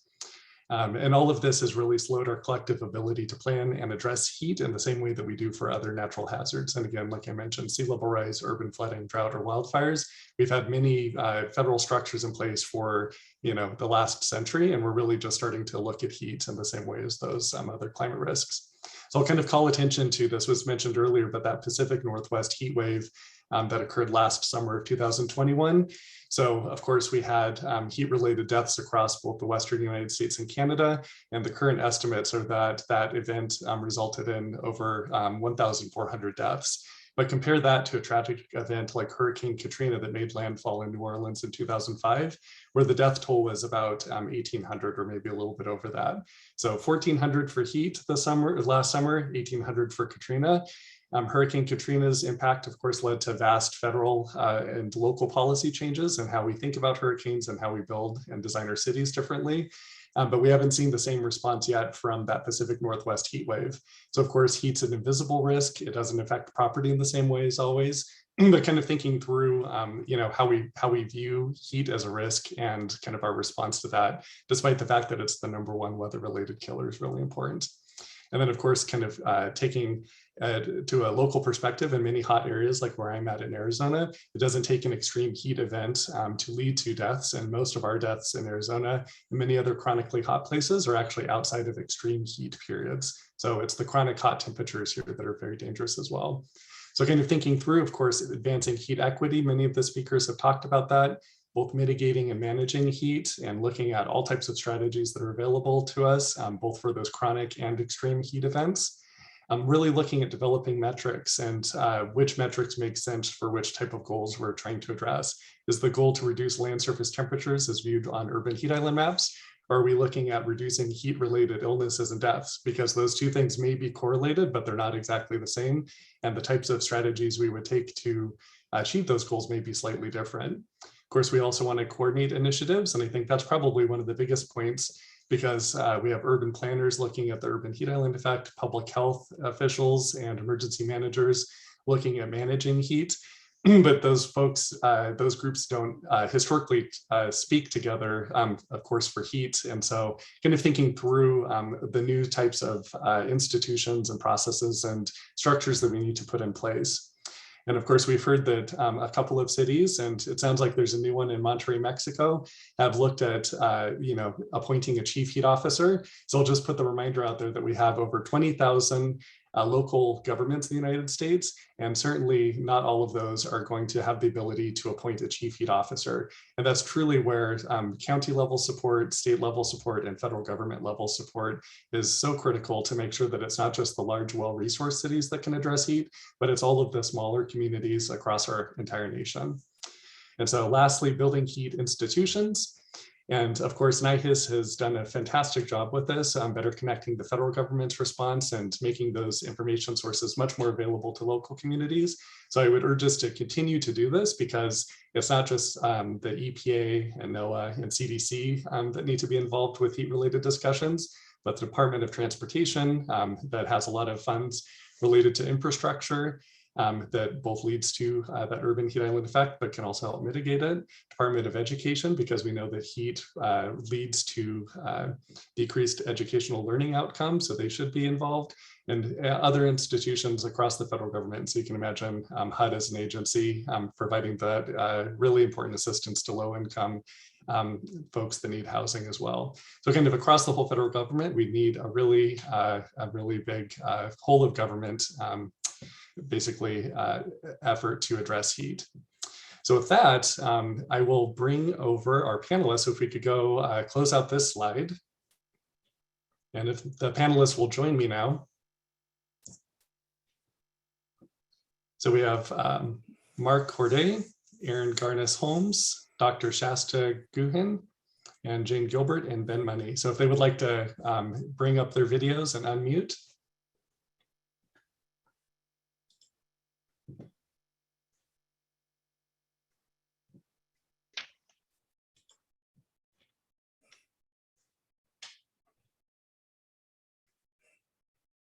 We could go back to the next slide maybe and give them a moment.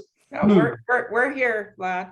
Okay, maybe you all just need to speak to make sure that you kind of filter up. Okay, great.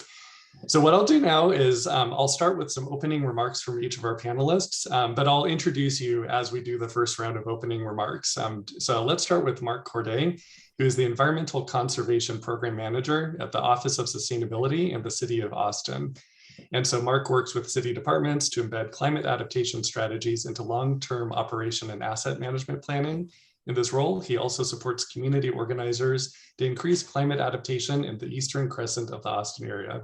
So Mark, thank you for joining us, and please share some opening remarks and let us know how you're working to address heat in your community. Yeah, thank you, Lad. So in my role at the Office of Sustainability, historically, I've worked mostly with city staff looking at infrastructure and our water utilities around heat, but also drought, wildfires, and flooding. It wasn't really until we hooked up with NIHHIS, NOAA, and others that we started to look at heat pretty seriously. And we realized the community was not responding to heat very well. They had the assumption that it's hot in Texas, so it's just going to be hot again, and that it's just going to be another day in the summer. But we started to see some uncomfortable trends of people really being impacted when there was a change in temperature, really being impacted when they're outdoors working, and some other trends. But we didn't really know where to start with mitigation. There's that term that says that when you have a hammer in your hand, everything starts looking like a nail. Well, we knew that trees were going to help, but we didn't really know where to put them. And we knew we needed to sort of work with other partners to understand how to implement new strategies we haven't thought of. So thanks to NIHHIS, we were able to organize our city departments, but also UT professors, University of Texas at Austin, and UT Health professors, but also community organizers to be part of this conversation. And since we first started working on this with NIHHIS about 3 years ago, we've met every 2 weeks regularly to talk about these things, about how we engage the community and how do we understand what's going on. Because what we want to do is really get down to having the community tell us what the issues are and having us turn around and pinpoint investments based on need, based on what the community says. So that's been a really great ongoing challenge, but also a great opportunity to do the right thing at the right time, at the right place. Great, thank you so much, Mark. Next up, let's hear from Erin Garnis-Holmes, who is the Climate Program Analyst in the District of Columbia Department of Energy and Environment's Urban Sustainability Administration. So Erin's portfolio are Climate Ready DC, the district's adaptation plan, Keep Cool DC, the district's forthcoming comprehensive heat plan, and DC's district's efforts to establish a citywide network of resilience hubs. So Erin, would you like to provide some opening remarks on how you're addressing heat? Sure, thank you, Lad. As was just momentarily said in the introduction, we're about to release in District of Columbia a comprehensive heat plan, which is, I think, our first step towards addressing some of those guiding principles that Lad introduced. And it's sort of an overarching document, but it's our first attempt to put together overarching strategies for both mitigating heat and managing heat. So it's intended to be kind of a public-facing, here's how you can stay cool document at the same time that it's kind of a guiding light for district agencies who all need to pitch together to help essentially plant more trees and implement more sort of built environment tactics to cool the city down. In order to create this new plan, we've done a lot of community engagement over the past several years. The first sort of starting point, though, was to create a heat exposure and sensitivity map. So a data set that, like has been discussed by some of the other speakers, incorporates not only the ambient air temperature of where is the urban heat island the worst in the district, but starts to take in other layers of data, like where is the tree canopy the lightest or the biggest, and where's the most impervious surface, and then also calculates that against sort of weighted against demographic indicators, like where's the most sort of concentration of elderly residents, where their prevalence of asthma or obesity, to sort of give us by census tract in the district a ranking of what are the most sensitive vulnerable communities, not only the hottest places, but where people are at the most risk. And so our document will hopefully not only be a list of best practices and strategies that we want to implement, but also being able to sort of target where geographically in the district we'll be focusing our efforts to implement those. So we're sort of hitting the first three of those guiding principles that Lad introduced, advancing heat equity, mitigating heat, and managing heat, but we haven't it's sort of the first step before we then develop more specific metrics on how we're tracking our progress on actually cooling the city down and keeping people safe. And hopefully it will be the beginning of many interagency initiatives that it will take to achieve that. Great, thank you so much, Erin, and looking forward to seeing that final comprehensive heat plan when it's available. Great, so next we have Dr. Shasta Guin, who is the Environmental Director and Tribal Historic Preservation Officer for the Palo Band of Mission Indians in the San Diego County, California. So Shasta has worked for the Palo tribe since January 2005 and established the Tribal Historic Preservation Office. She is the Secretary of Board for the Native American Environmental Protection Coalition, Chair of the Tribal Working Group for the Climate Science Alliance, and a member of the Institute of Tribal Environmental Professionals Climate Change Advisory Committee. So Shasta, thank you for joining us, and let us know a little bit about what you're doing in addressing heat in your local community. Thanks so much. So here in Paula, which is in Payom-Cowichan, Luiseno Territory in San Diego, California, I am not a tribal member myself. I'm not Indigenous, but I've been working for Paula for over 17 years. And as part of that work, I have been able to get funding from the EPA, Bureau of Indian Affairs, and other sources to stand up the Tribal Climate Health Project, which is an online and in-person, when we can be, project for providing resources for tribes to integrate health considerations into their climate vulnerability assessments and adaptation plans. And of course, heat is a big effect of climate change. And here in California, and like my colleagues in the Southwest and the South, we know what heat is like in the summertime. But for a lot of tribal communities and communities in general, the number of high heat days is increasing dramatically.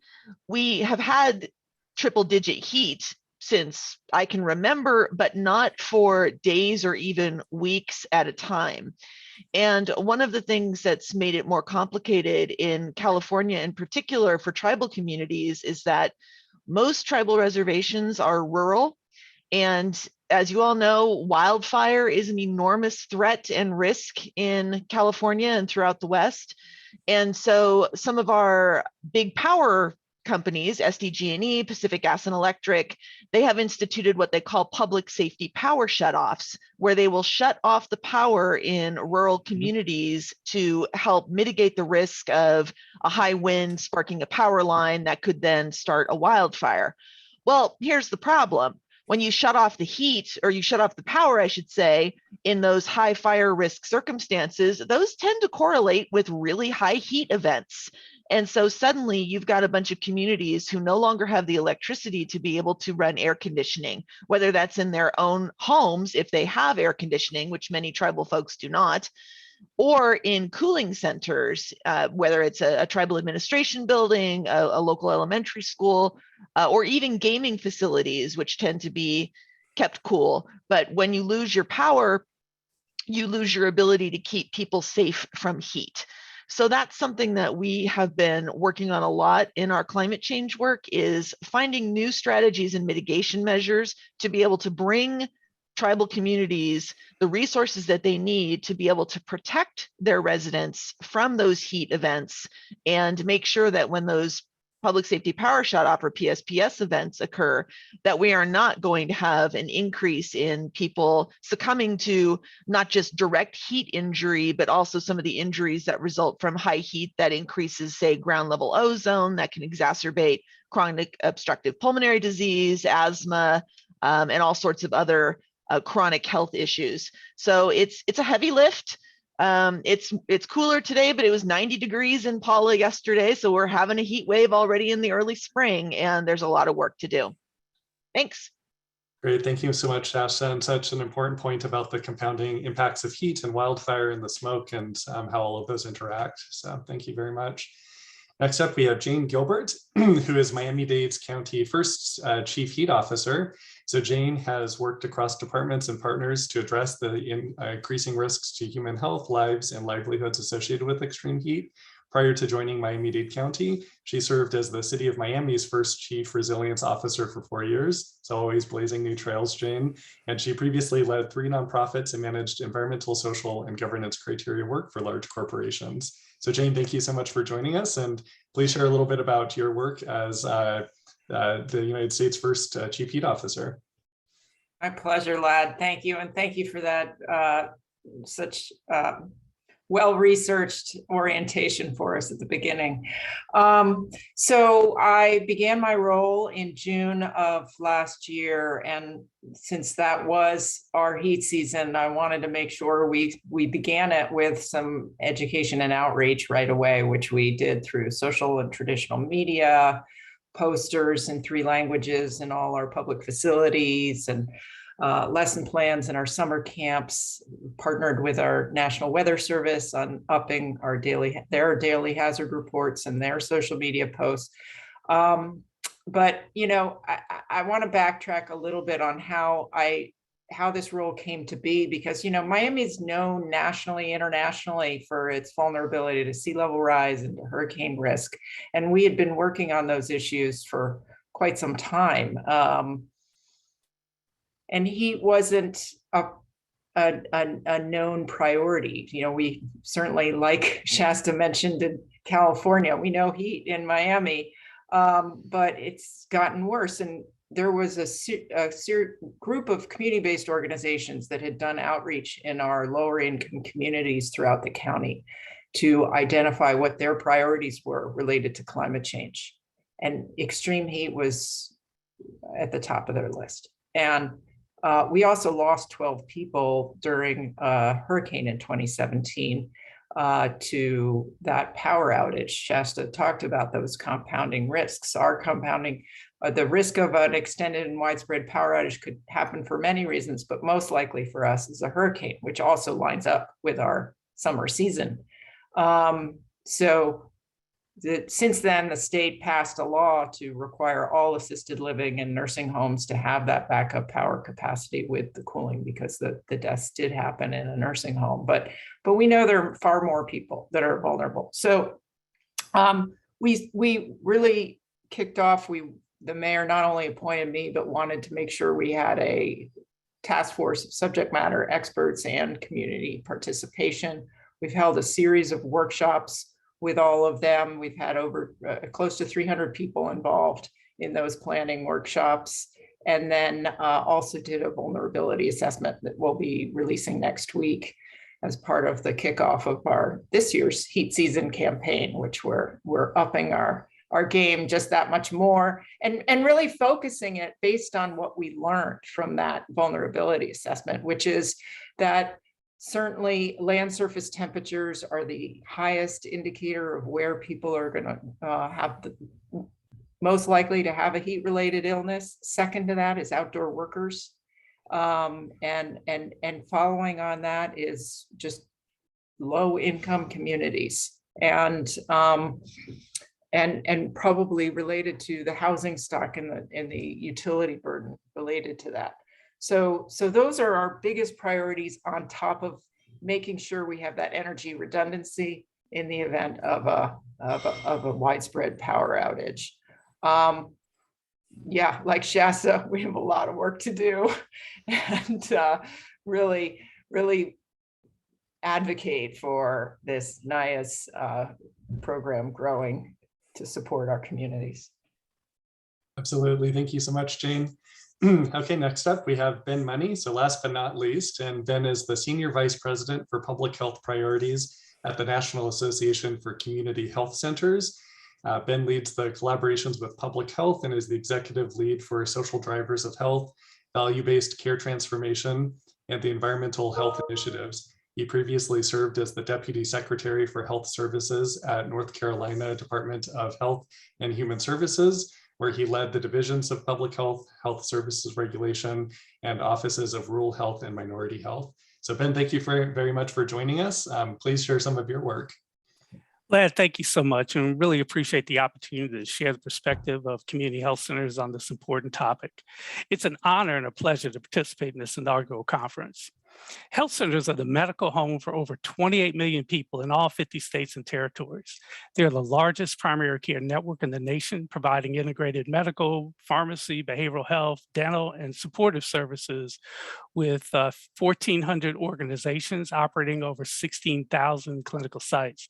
Importantly, health centers are governed by an independent patient majority board of directors. 92% of health center patients live below 200% of federal poverty levels. Health centers serve 1 in 6 Medicaid beneficiaries, and they have a greater instance of chronic disease. 1.3 million health center patients are diagnosed with asthma, 2.7 diagnosed with diabetes, 2.5 million with hypertension, 2.6 million diagnosed with depression, and 2.7 million with anxiety disorders. Many health center patients are agricultural workers, they're homeless, they're outdoor laborers, kitchen and laundry workers. They're also more likely to use public transportation and be exposed to waiting for the bus or the train in extreme heat days.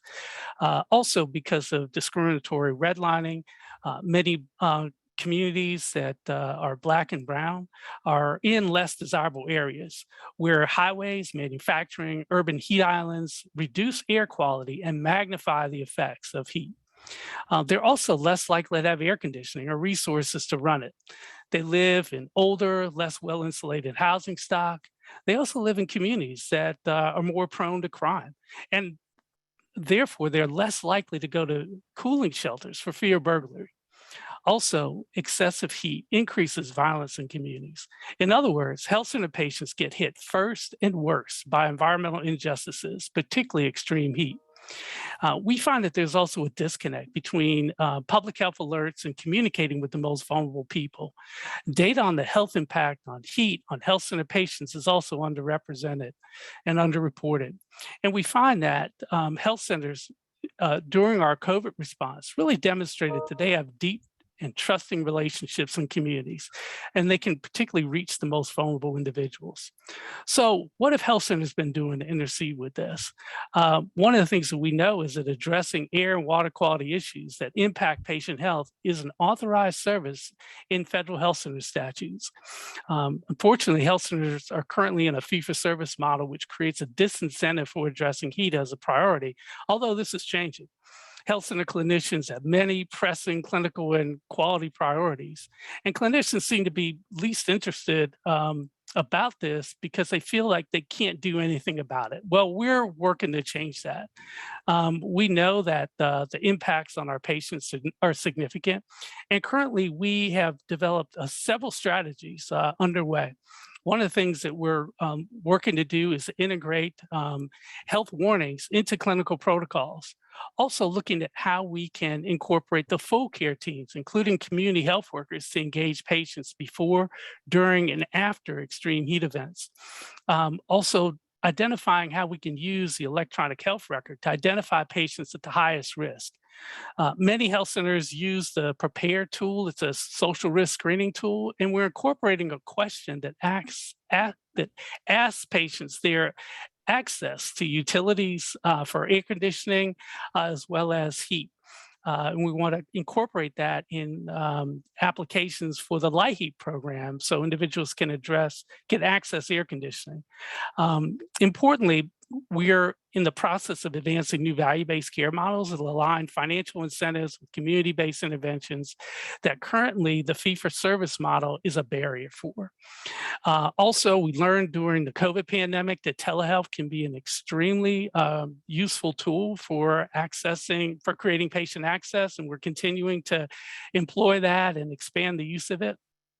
We also are in the process of partnering with organizations such as Harvard Climate Change Initiative, the Migrant Clinicians Network, as well as Arch Rockefeller Foundation on implementing clinical protocols to utilize early and extreme heat warnings to trigger patient protocols and interventions at the clinic and community level. One thing that's super exciting is the fact that we've got a funder in direct relief that is providing some assistance, particularly for health centers in Puerto Rico, but is looking to expand this throughout the country for a solar microgrid initiative. So after Hurricane Maria, the health centers in Puerto Rico were down for months while the island was in a blackout. Direct Relief and AmeriCares and other foundations help to install these solar microgrids, which is solar or the battery backup system and a generator to allow these health centers to be able to be operational. We saw that Puerto Rico actually had a blackout earlier in the month, and the health centers that participated in this program, that had the solar microgrids, were actually back up and operational. So one of the things that we want to do is see how we can expand this concept across the country, as well as to engage community health centers in developing community solar arrays to offset the utility costs of the patients and communities that they serve. Great, thank you so much, Ben. Such exciting work that you're advancing on the heat health front. So let's do one more round of a moderated question for me, but before I kind of prompt everyone with that, we'll go in the same order that we just did. For the audience, we will have time for some audience Q&A. So while the panelists are kind of answering this final question for me, why don't you go ahead and use the chat functionality and just type in any questions that you have for the panel while they're here with us. So the final question for me, at least, would be in the same order. If you could let the audience know what your greatest challenge for addressing heat risk is currently, and what you need to advance your efforts the most. So what your greatest challenge is and what you would need to advance your efforts the most. So Mark, let's start with you again. Thank you, Lad. I think the greatest challenge is deeper engagement. In Austin, we have a lot of different cultures with a lot of different languages, but there's a large Latinx population. And some of those folks are not documented, so they have a long history of mistrust of people like me and government institutions. So we've been working really closely with community organizers, but even they have a hard time sort of reaching out and connecting to folks who would not naturally be trusting of authority.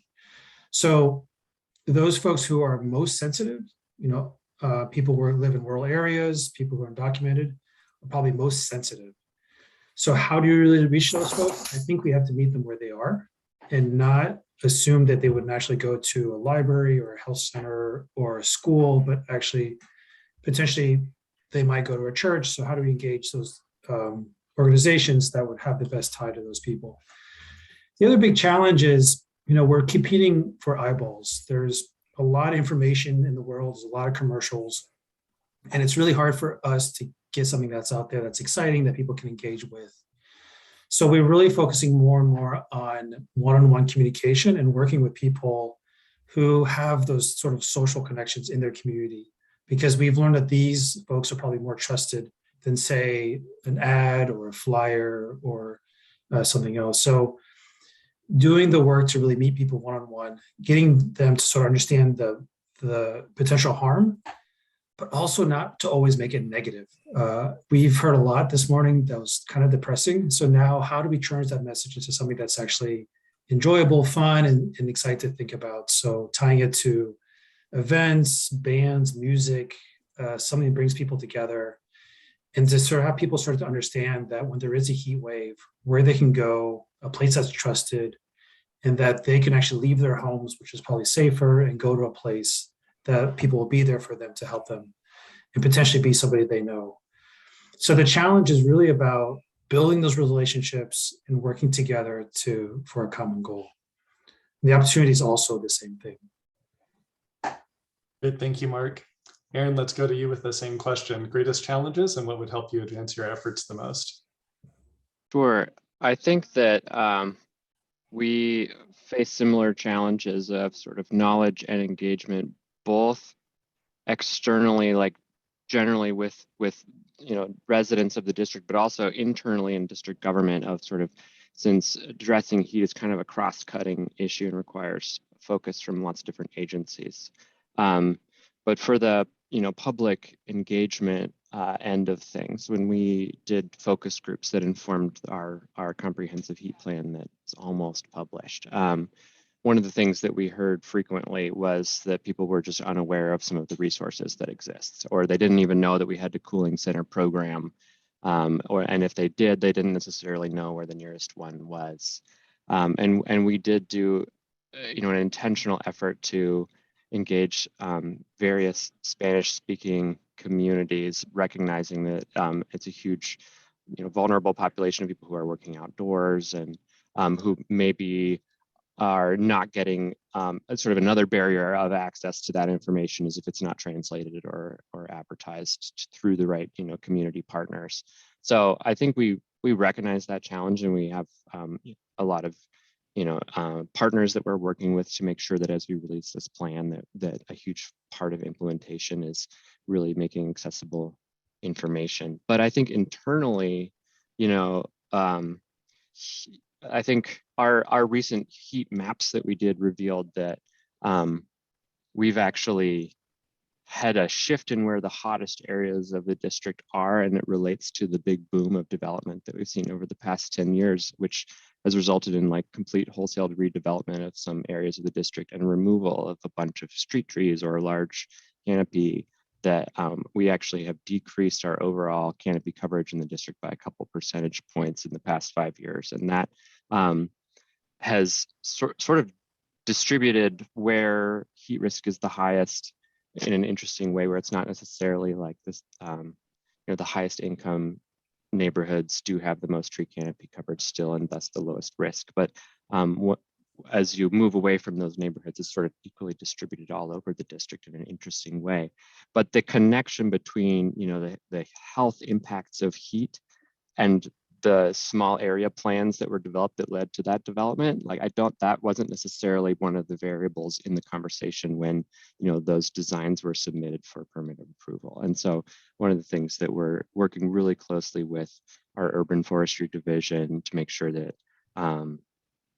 we have sort of better protection of some of our heritage trees, and that you can't necessarily just pay a fee on a permit to remove a large tree if it's in the way of the building that you wanted to build, and sort of figure out ways to ensure more protection of trees and make that connection to human health in a way that hasn't been made before. So I think there's engagement and knowledge to be spread to the general public, but also amongst different government agencies of how bad the heat issue can get and how important some of the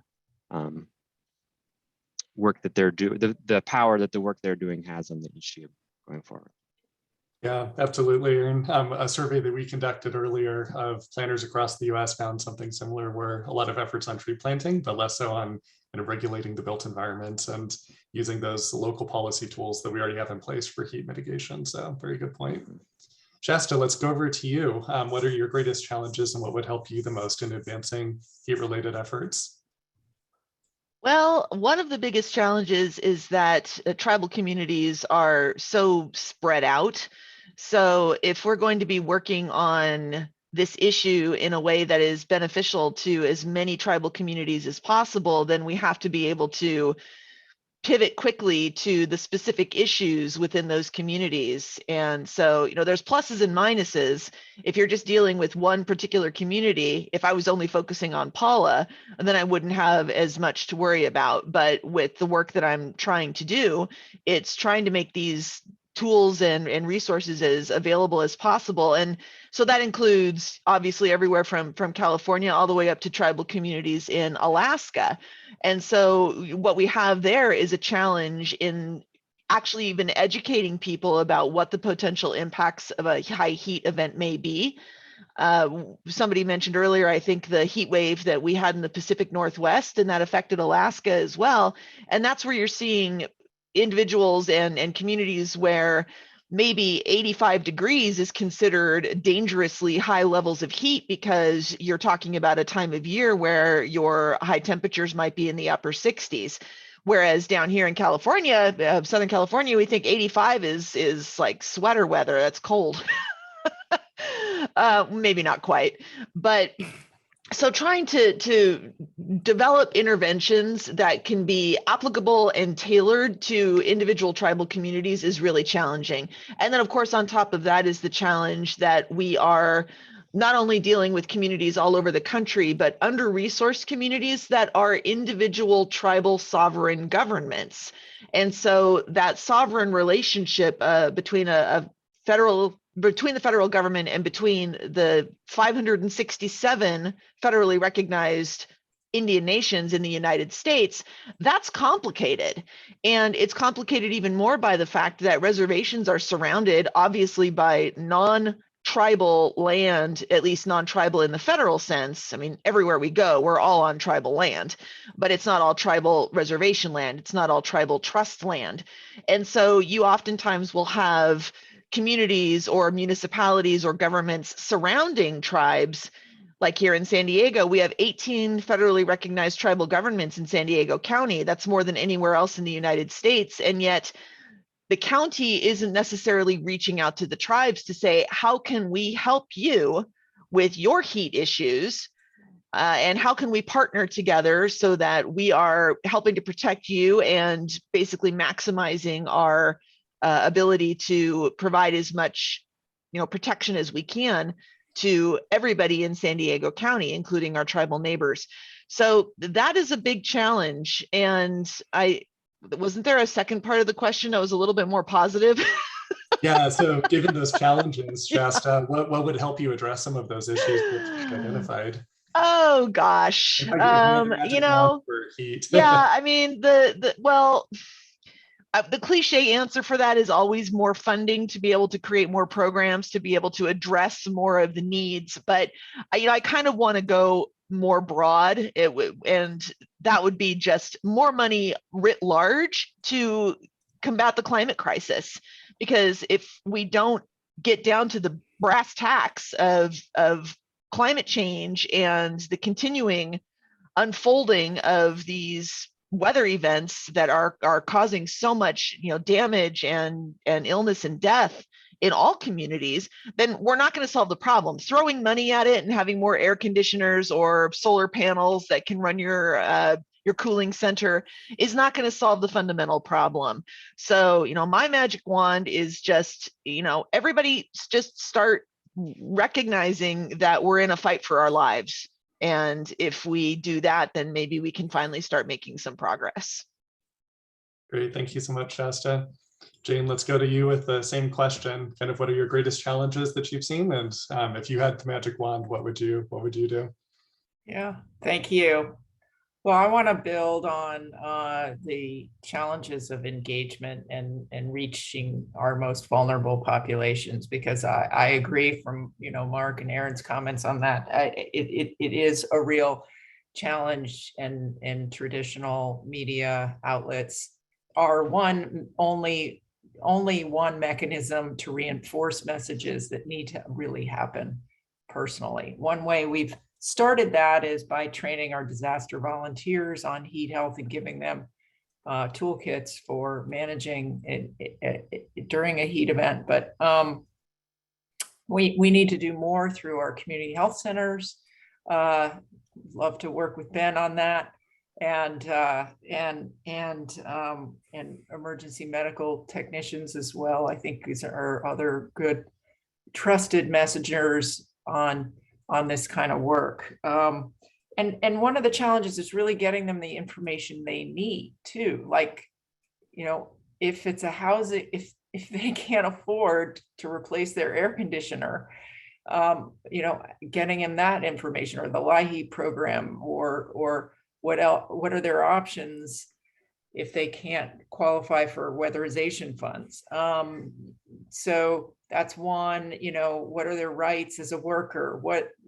Where might they go to advocate for cooler facilities in their neighborhood?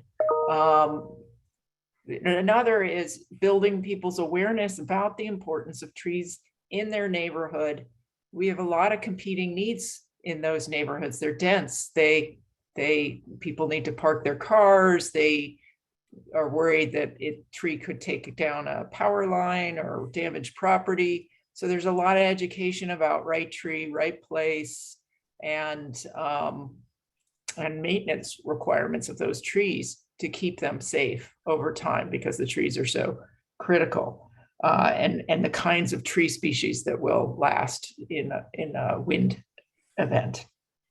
And then another piece is really where I think NIHHIS can be super helpful is around the information gaps that we have.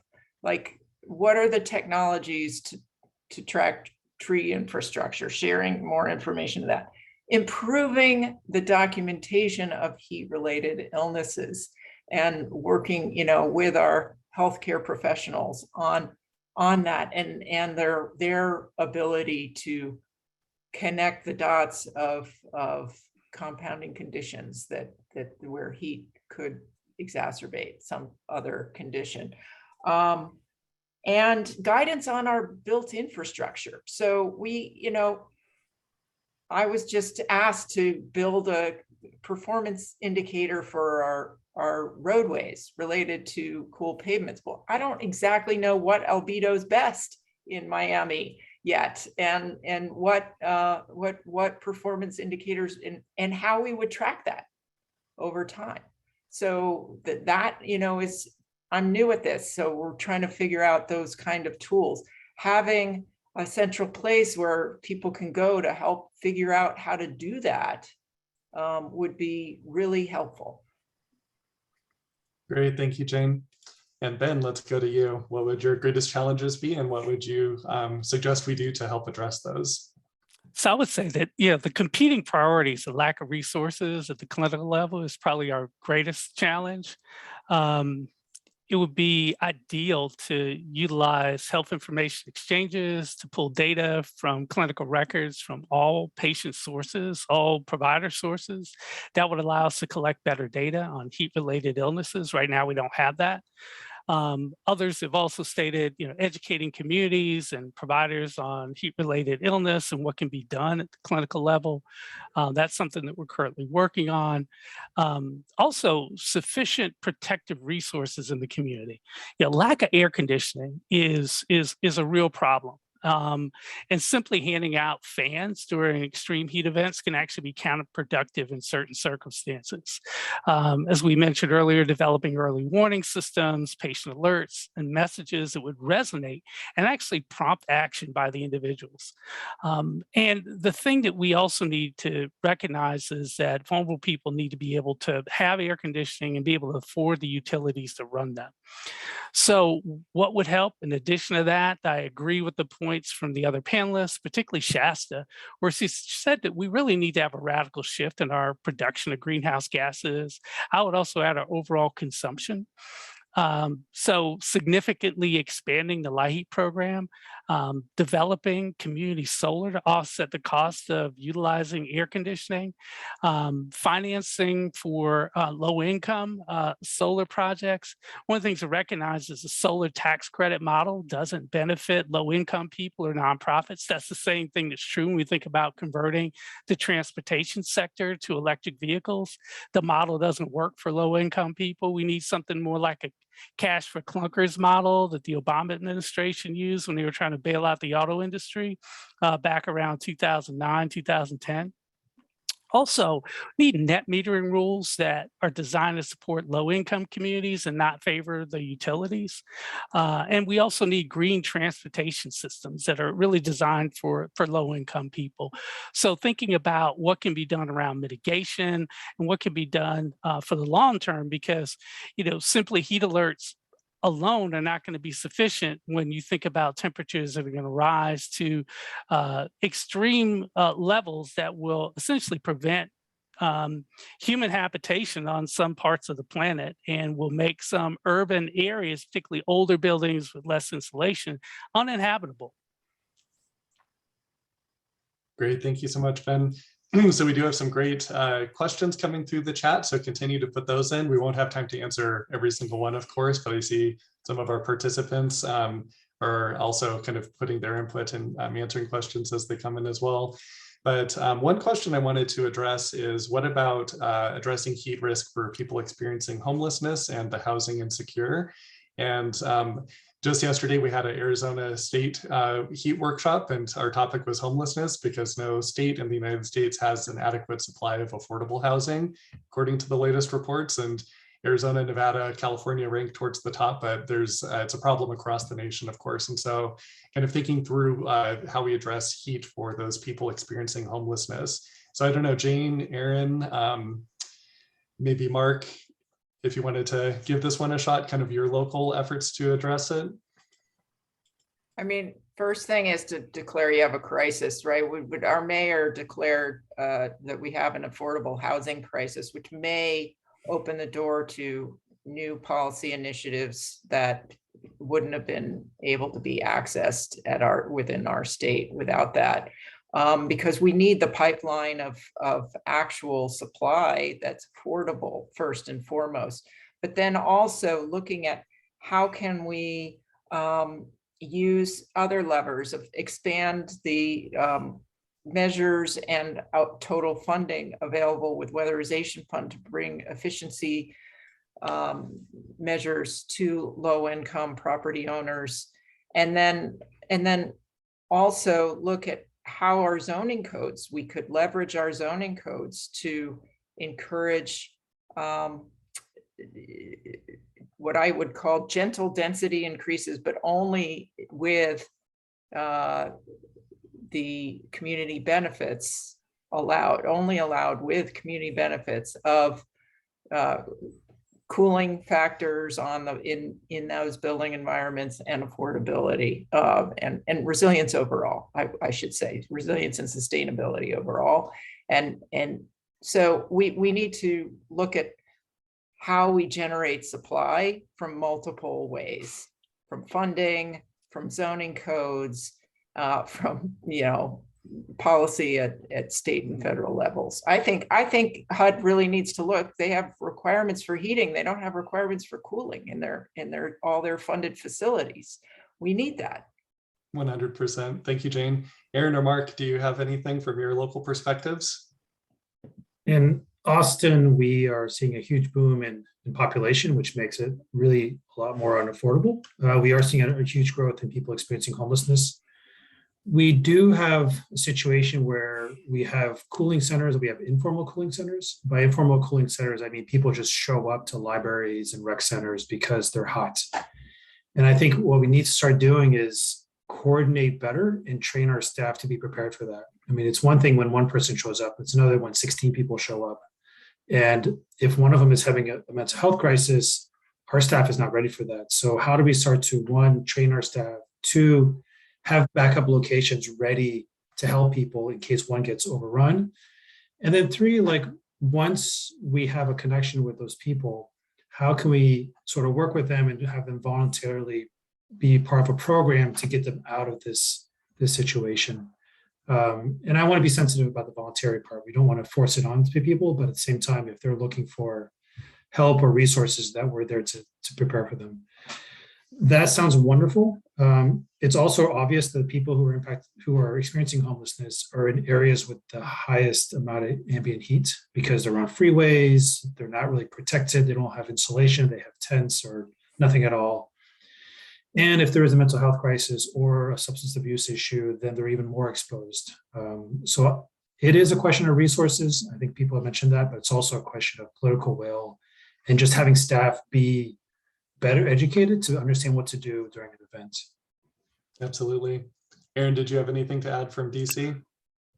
I'll just say that I mean, homelessness is a broad and complex challenge that DC's been working on for decades. And I don't know if the climate team here has the solutions for it at DOE, but we do have relationships with DC Health and our housing departments as part of this heat planning work to incorporate some strategies into our plan. So at least the issue is named and that they're listed as sort of primary implementers of ensuring that people experiencing homelessness are sort of equitably educated about access to things like free showers and hydration resources and where the air conditioned spaces are. And I think there are a lot of reasons and barriers why people experiencing homelessness might not go to some of the places where they even know that resources are available. And I think that people are aware of the issue. But as others said, I think that housing is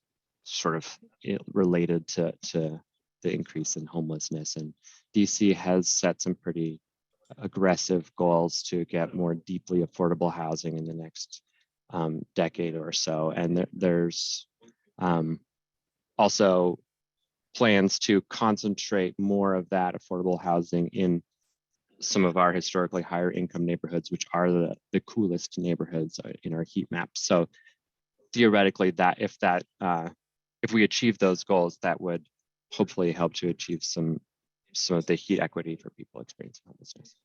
Great, thank you, Aaron.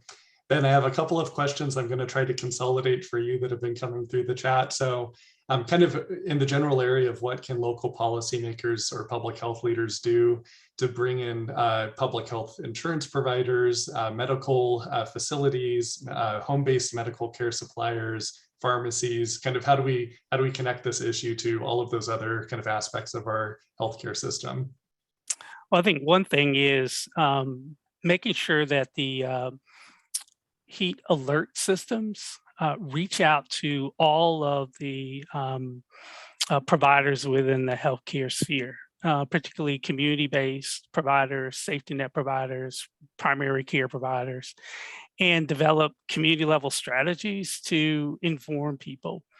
But along with that, as I mentioned earlier, being able to have a robust data set, utilizing health information exchange, having data that comes from all sources, not just claims data, but clinical data, to be able to really ascertain the broad extent of heat vulnerabilities, the impact that it has on communities. And I think that's really just starting to identify what the problem is. I think we need to have, as I mentioned and others have earlier, some really broad solutions that focus on prevention, but also mitigation. I think the financial incentives are misaligned in many instances, particularly when you think about some of the barriers as it pertains to developing low-income housing. Most people that are homeless, that experience homelessness, want to be housed. And the current increase in cost of housing, as well as overall increase in inflation overall, I think is creating a greater barrier. And as we see people that are without housing during extreme heat emergencies during the day, if they're in a shelter, a lot of times that shelter requires them to actually leave during the day. I think the concept is, go out and find a job or something. But what that does is it puts them out on the street at a very vulnerable period of time. And then concurrently, in the evening, many of those facilities, particularly on extreme weather days, are also often overcrowded. And, for families in particular, they may not feel safe in those environments. We also need to recognize that there are a lot of individuals experiencing homelessness that live out of their vehicles, and that can be extremely hot. You're talking about a metal box, basically. You don't want to keep the windows open at night for fear of robbery. So it puts people in an extremely vulnerable scenario. And I think, we as a country have the resources to be able to house people, and that really is the solution to homelessness, is more housing. Great, thank you, Ben.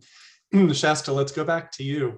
Let's dive a little bit deeper into the needs for tribal communities when planning for heat. And of course, some tribal communities are urban, but many of them are rural or kind of smaller communities, like you mentioned, that are spread across wider areas. So a lot of things when we think about heat are based on what we know works for large cities. So cool pavements, more trees.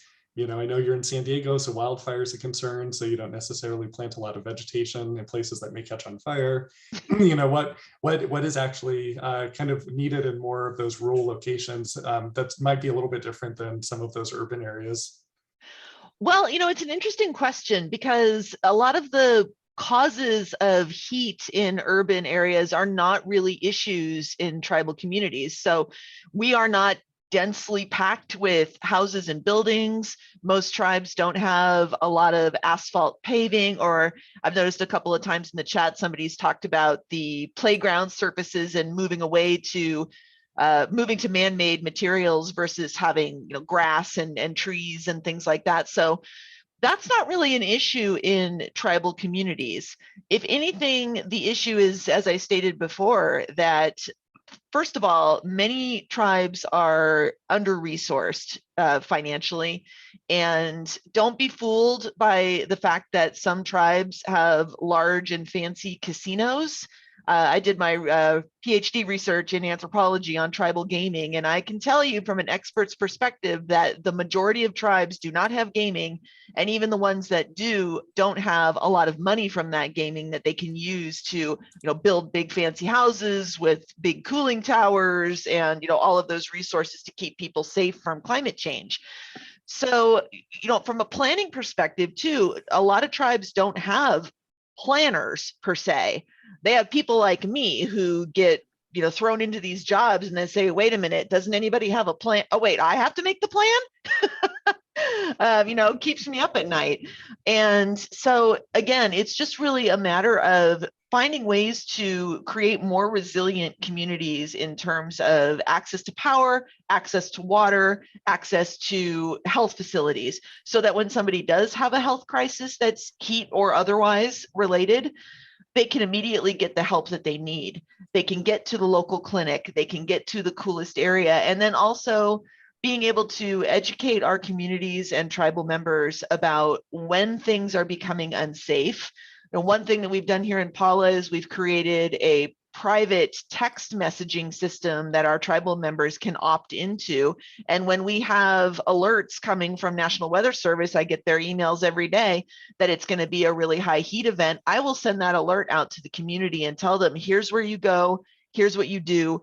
And we are fortunate that we can leverage the culture of the communities where people are concerned about kids, they're concerned about elders, they're concerned about those who might have special health needs. And so folks will check in on one another, and that's a really great thing.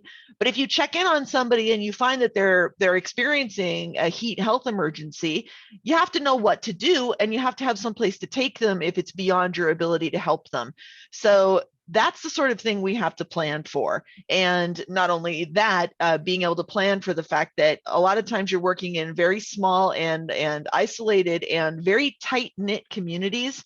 And it's not just a matter of coming in and saying, hey, do this thing and it will help you. You have to learn about the people and the culture and find the most appropriate way to be able to manage those incidents and be the most useful. Absolutely. Thank you so much, Shasta. So Jane, I'll turn to you for this question. So we have a couple of questions about vegetation specifically. Some of them, trees in areas that are facing severe drought. So I'm in, the Southwest also when we have a 20-year mega drought ongoing. So for us, at least, have to kind of think through the use of scarce water resources for kind of some of our tree planting goals. But you had mentioned for Miami, trees pose potentially a different danger. I'm kind of thinking through hurricane and storm damage. So since I know you're very familiar with kind of resilience language and frameworks, what would your recommendation be for some of these heat strategies that may have maladaptations in addition to potentially co-benefits? Yeah, so we've worked hard both at the county and the various city levels to, one, document the trees that typically fall in a hurricane, and not only the species, but what the conditions were. And therefore, in our landscape codes in these various municipalities, really have more incentives towards those kind of trees to be planted, the right tree in the right place with guidance. In addition, not only that, but to have trees that really provide shade. We love our palms in Miami-Dade County. They're beautiful, they're iconic, but we want to limit them to those signature iconic places because they don't really provide the shade. So our landscape code also limits the percentage of palms that are in your overall tree planting. What we need to work towards is improved integrity in the implementation of those codes and of monitoring their observance over time. Those usually are just approved at the time a place is built, but no one's making sure that people are maintaining that tree canopy going forward. And tree maintenance is critical to that safety issue, to protecting property and people. So that can really help address tree loss over time as well. So it's species as well as using whatever tools in your code and regulatory toolbox to influence people in the right direction on both planting and maintenance. Absolutely. I did see one comment in the chat about kind of future-oriented landscaping codes, and I know many communities are looking at that. And in the city of Tucson, we just updated our landscaping list for the plants that will do well in the future, not unfortunately the ones that have done well historically in our climate. So I know a lot of communities are kind of looking at the trees. Looking at that, yeah, as well. Yeah. Makes sense. Great. Well, I'm watching the clock closely. Let's wrap up with a final kind of closing statement from everyone. Again, we'll start in the same order with Mark. But if there was one thing that you would recommend communities just starting to address heat for the first time did, what would that be? What would your recommendation be for folks that are looking at addressing heat and kind of starting from the very beginning? So Mark, let's start with you. And this will be your closing remark too. So feel free to fit anything else in there as well. Thank you, Lad. We had a professor out of George Washington Public School of Public Health named Wendy Ellis come out a couple of years ago. And she said something that stuck with me. She said, no data without stories, no stories without data. Mm-hmm. And that has really stuck with us because, you know, we have a lot of maps that show us where the hotspots are. They show us where the airport is, where big parking lots are. We have a lot of data around income, age of house, you know, wealth, race, etc. And they always basically say the same thing, is that the places with the most amount of people who are sensitive to heat are also the places with the least amount of trees, the most amount of impervious cover, all this negative data. But when you look at it, it doesn't give you answers. It doesn't give you the story of who lives there and what they're going through and how we can make a difference. So we've really taken that motto of data, no data without stories to heart. We want to make sure that we're getting lived experience and connecting it to the data, and that we're not always starting with the deficit-based thinking, that rather we're going through the stories. What is great about those communities? What can we uplift up? And how can we work through the communities to find solutions? The other piece is, you know, getting beyond the obvious. Like I said, trees are great. I'm not going to criticize trees. They're wonderful. They're really hard to maintain. They do a lot of good. But that is not the only solution. And I think somebody in the chat, it was Dr. Benjamin, but also Tom Phillips, mentioned the health impacts of heat. You know, there are cases of people in agriculture getting impacted from heat with kidney disease. Dr. Benjamin mentioned asthma, COPD. There's all these compounding health impacts.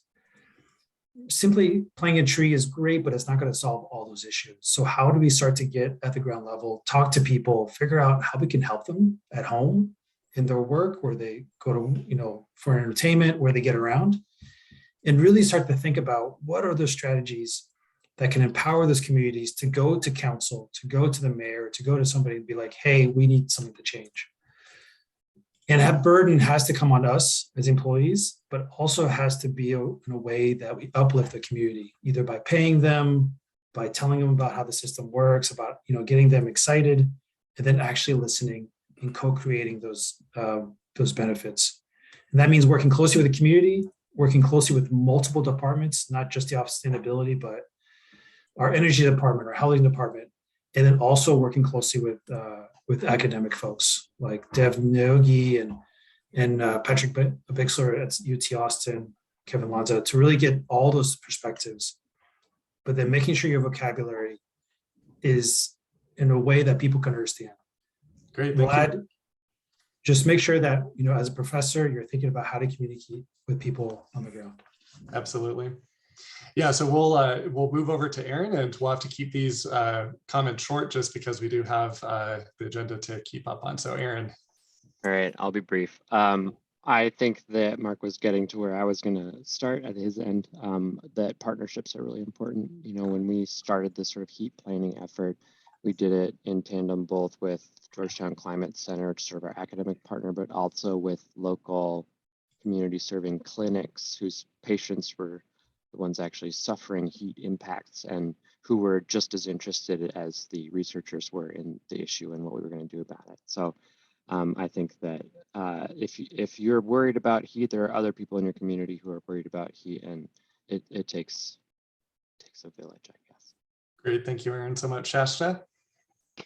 Yeah, I'm going to take this up to the 20,000 foot level and just say that we need to put a lot more of our efforts into thinking about how we can change our overall cultural approach to where we live and how we're going to continue to live there. And for tribal communities, in many cases, they've been removed from their ancestral lands, but there's also tribes like Paula who are on the land that they originally occupied and shouldn't have to leave.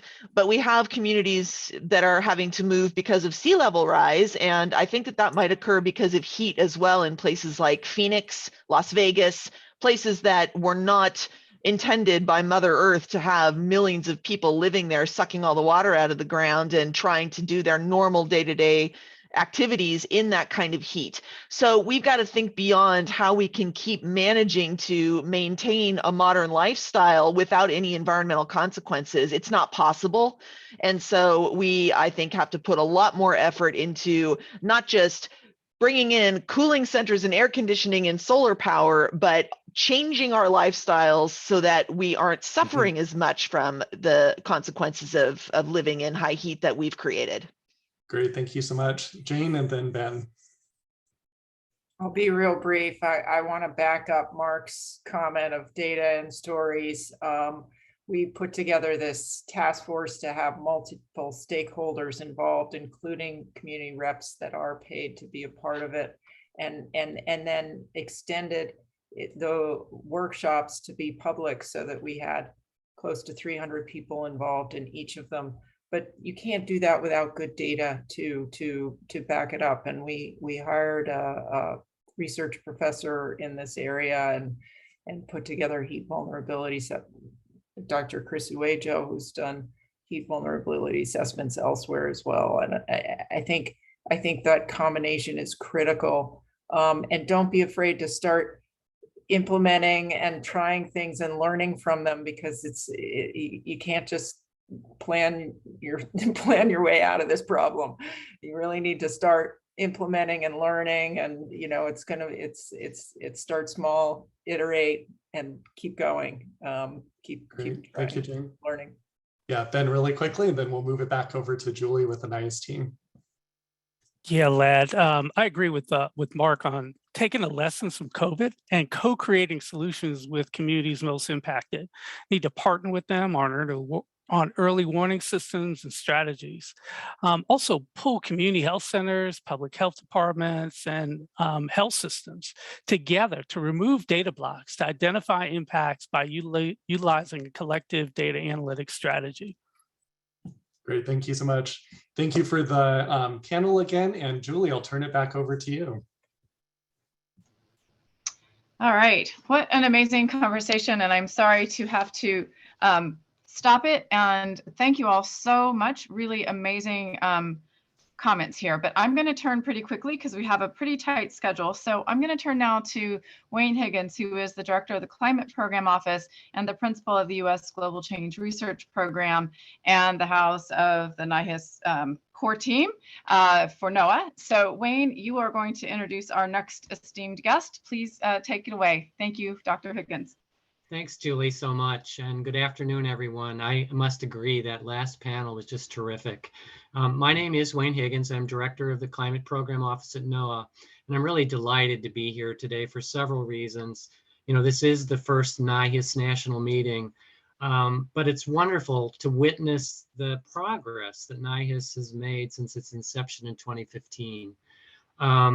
And yes, NIHHIS is an interagency program, but it is also housed at NOAA's Climate Program Office. And so I'm very proud of my team and consider this one of our flagship programs. So congrats to my team on this meeting. So it's my pleasure to introduce our next speaker, David J. Hayes. David is here to speak on the Biden-Harris administration's priorities for helping the nation become more resilient to, among other things, extreme heat. Mr. Hayes is the Special Assistant to the President for Climate Policy. He's also the senior member of the National Climate Advisor, who is Gina McCarthy, and he's a senior member of that team. And he's working to advance the Biden-Harris administration's climate conservation and clean energy priorities. Immediately prior to joining the White House, David was executive director of the State Energy and Environmental Impact Center at the New York University's School of Law. where he worked with state attorneys general on climate, environmental, and clean energy initiatives. He also previously served as the Deputy Secretary and Chief Operating Officer at the Department of the Interior, the U.S. Department of the Interior, for Presidents Barack Obama and Bill Clinton. David, it's really a great pleasure to welcome you today to this NIHHIS National Meeting. And without further ado, I'd like to throw the floor over to you. The floor is yours. Great. Wayne, thank you so much for the introduction. And it's great to be here speaking to everyone involved in the NIHHIS initiative. It's a fantastic initiative. And I just want to paint the picture of how this, the work that you are doing fits into the broader scheme of the president's priority on climate, which you're all well aware of. One of the really interesting and important aspects of the president's vision for climate is that from the very beginning, he's recognized that this is, yes, it's about decarbonizing our economy and reducing greenhouse gas emissions. Yes, it's about moving to a clean energy economy and making that move toward clean energy. But yes, it's also about dealing with climate impacts. That's a key part of the agenda. And his executive order on tackling the climate change, Executive Order 14,008, focuses on the need to be more resilient in the face of climate impacts. And many of those climate impacts are well known and have sort of areas of practice that have been built up around them. They're lavishly funded, they're recognized. We're talking about flood, we're talking about wildfire, we're talking about extreme drought, we're talking about coastal impacts. And guess what? We formed under Executive Order 14,008 interagency working groups for all four of those major climate impacts. But we added another, extreme heat, as one of the 5 flagship interagency working groups because of a recognition that extreme heat is actually the biggest killer, as you all know, of climate impacts. And it also doesn't have a natural home in terms of an agency. And to me, it's a poster child of an extraordinarily important policy area with incredibly significant human impacts that cries out for a whole of government approach to take advantage of programs across a number of agencies that can deal with this very serious climate impact. And I just want to compliment all of the folks on the call today who are working in the interagency through the NIHHIS process, through the interagency working group process, to combine forces to bring attention to this issue and to help address it in ways that make a difference. And just to illustrate quickly some of the really important forward progress I think that's been made in this administration in this regard, go back to September when the interagency working group on extreme heat came out with a White House fact sheet that brought together a number of announcements that laid the groundwork for a lot of ongoing activities, led by the Department of Labor, which is moving forward with a workplace standard.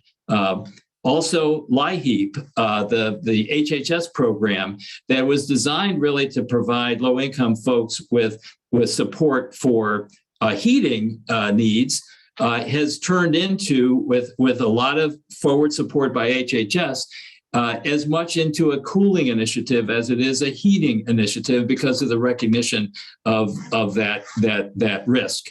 Likewise, the Department of Homeland Security identified a prize competition. EPA released their study showing the disproportionate impact of extreme heat and also other climate impacts on disadvantaged populations. The Forest Service talked about how it's going to bring tree equity into and help address heat island problems.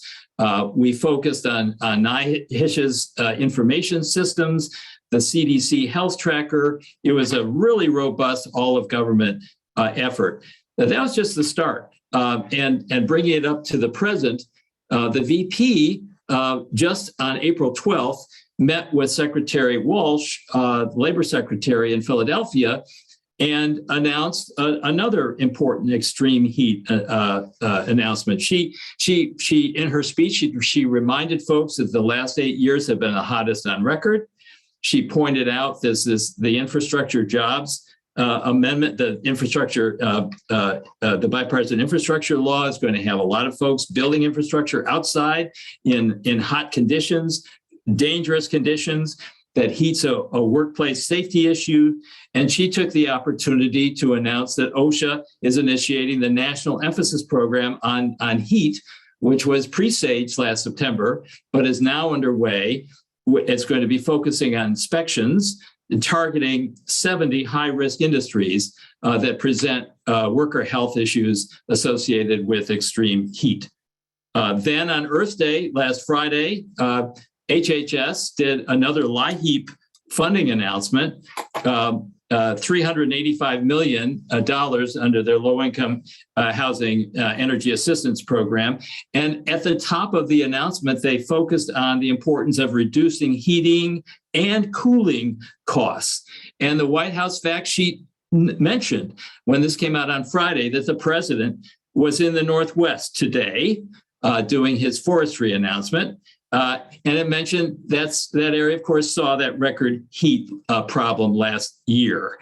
So heat is in the news. And just today, I should say one other thing about that announcement is HHS came out with a GIS-based heat stress dashboard with visualizations and information on health impacts to go along with important GIS-based information that NOAA has and other information HHS has.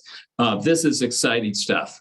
And then today, I saw that Deputy Secretary of Commerce announced a NOAA mapping initiative that's focusing on the hottest parts of 14 cities. Again, getting real and personal about where the dangers are and how the government can help alert folks about the risks, et cetera.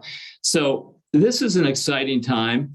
To me, as we look across the resilience landscape and the reports that are going into the National Climate Task Force that the president set up under Executive Order 14,008, extreme heat stands out as a real success story that is moving, that has elevated the attention on this incredibly important health issue. And I applaud all of you who are working on the issue, who are helping to take advantage of the resources that are available, the interest of across the government in putting together initiatives that make sense for communities, and in particular, helping the most disadvantaged communities where this strikes the hardest, address these issues in a productive way, in a constructive and a health-saving way. So I'll stop there, and I appreciate the chance to speak to all of you, and look forward to hearing feedback from the conference.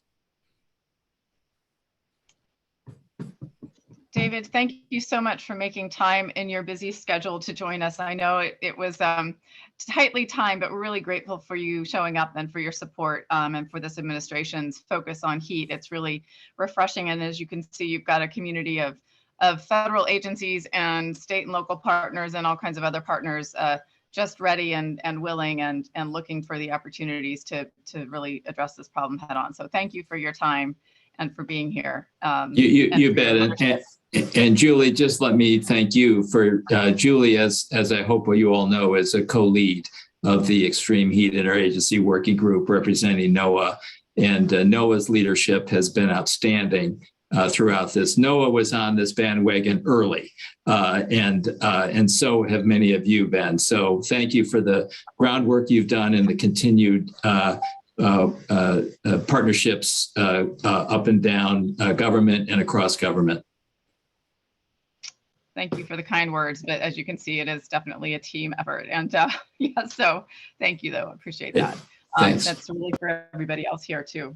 All right. I know David has to go, but I am actually thrilled to be able to round it out. So we've been able to have an administration perspective more on the domestic policy side, although, clearly there's some international components there. And we're actually just really excited to be having our next speaker round out with a bit of an international perspective. The Assistant Secretary for the Bureau of Oceans and International Environment and Scientific Affairs of the Department of State, Assistant Secretary Monica Medina, is here to share some comments and bring a little bit of an international perspective for us. And I'm actually thrilled to be able to introduce her, in part because there's also a little bit of NOAA history there. And she was General Counsel for NOAA and the Principal Deputy Undersecretary of Commerce for NOAA a few years back. And she's been a stalwart champion of health and the environment and, protecting humanity and environment in that intersection, a big champion of One Health. And it's just a real honor to be able to introduce her. I hope that she is on. I don't see the picture, but Assistant Secretary Medina. I'm here and I can't seem to turn my camera on. I had it on before. Can you hear me? We can hear you just fine, but we cannot see you. You're right. So, but it should be a little video button. Stopped my video. So whoever's the host of this has to turn my video on. I had turned it on and then they turned it off. I guess I was distracting. So we can. Okay. All right. Just got a button. Let's see if that worked. There we go. Can you see me now? Yes. Yes. Can you see me now? Yes, I think so. Uh-oh. Is there a delay? Can you hear me? Yes, we can hear you and we can see you. Okay, great. All right. Thanks, Julie, for that really nice introduction. It is really nice to be at this event, and I want to thank you and NOAA and CDC for hosting it. It's a real pleasure to join a community of people who care so much about this issue like I do. And I was really glad to hear my friend David Hayes's comments as well.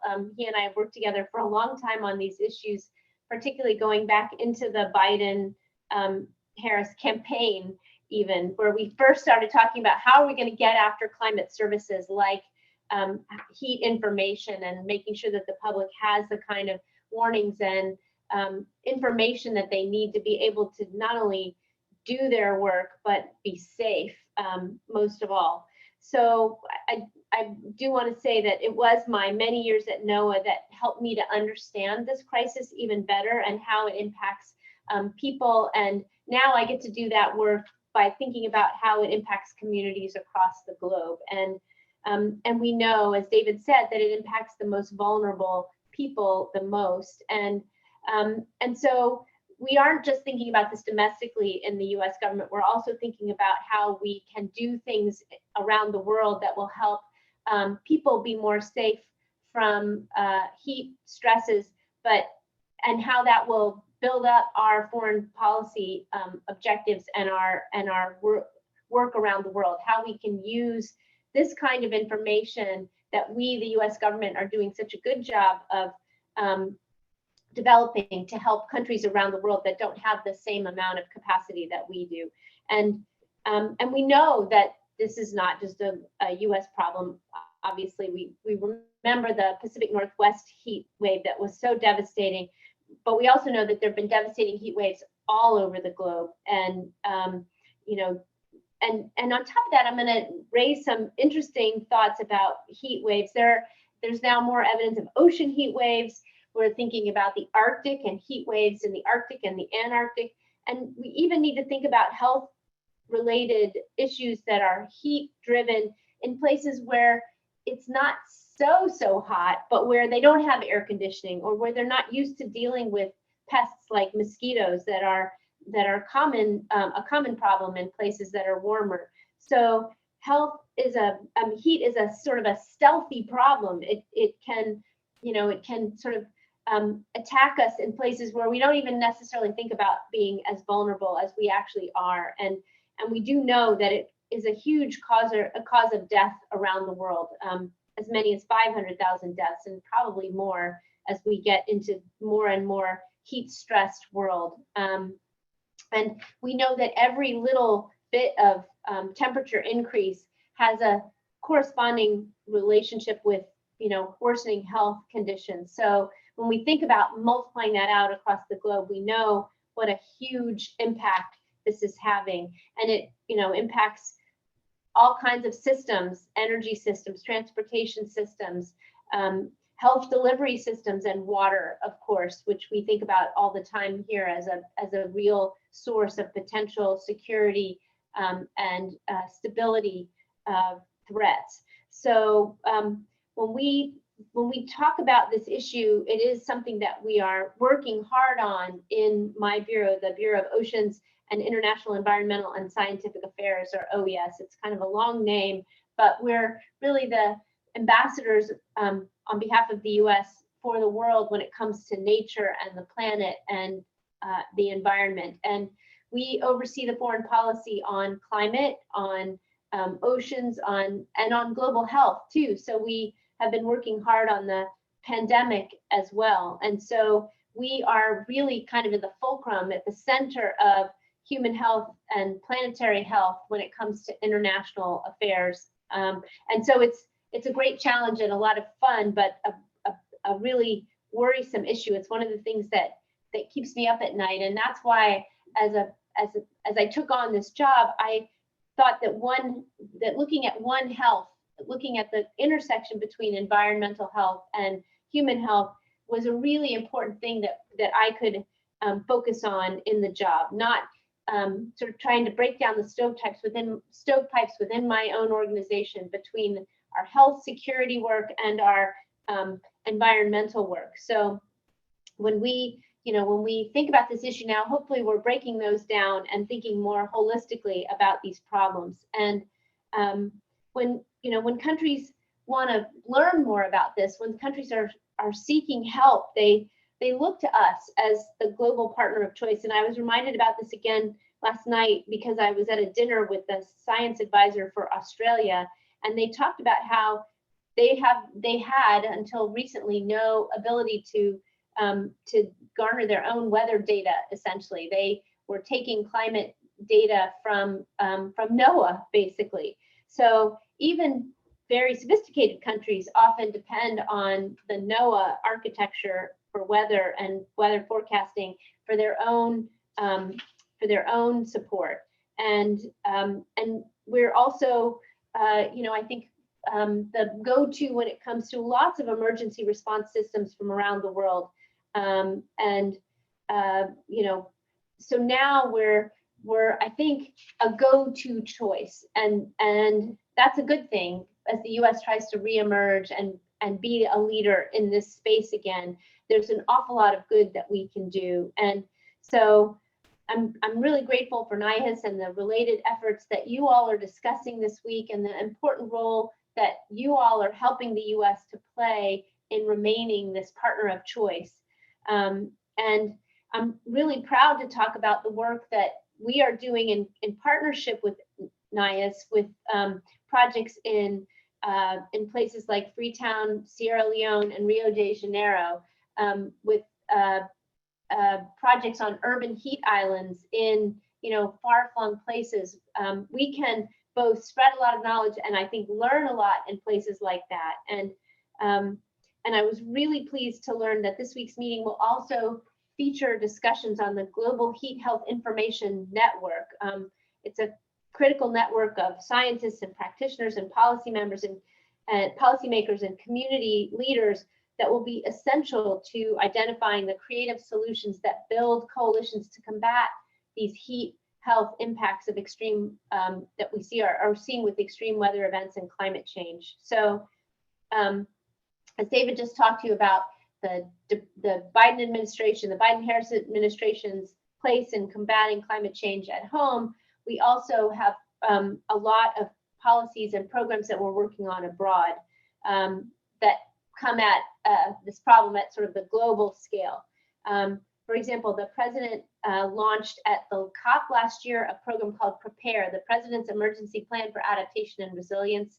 And we're working with Congress to acquire $3 billion in adaptation financing annually starting in 2024 for this Prepare program. And I can tell you, everywhere I go in the world, countries are clamoring for this help now.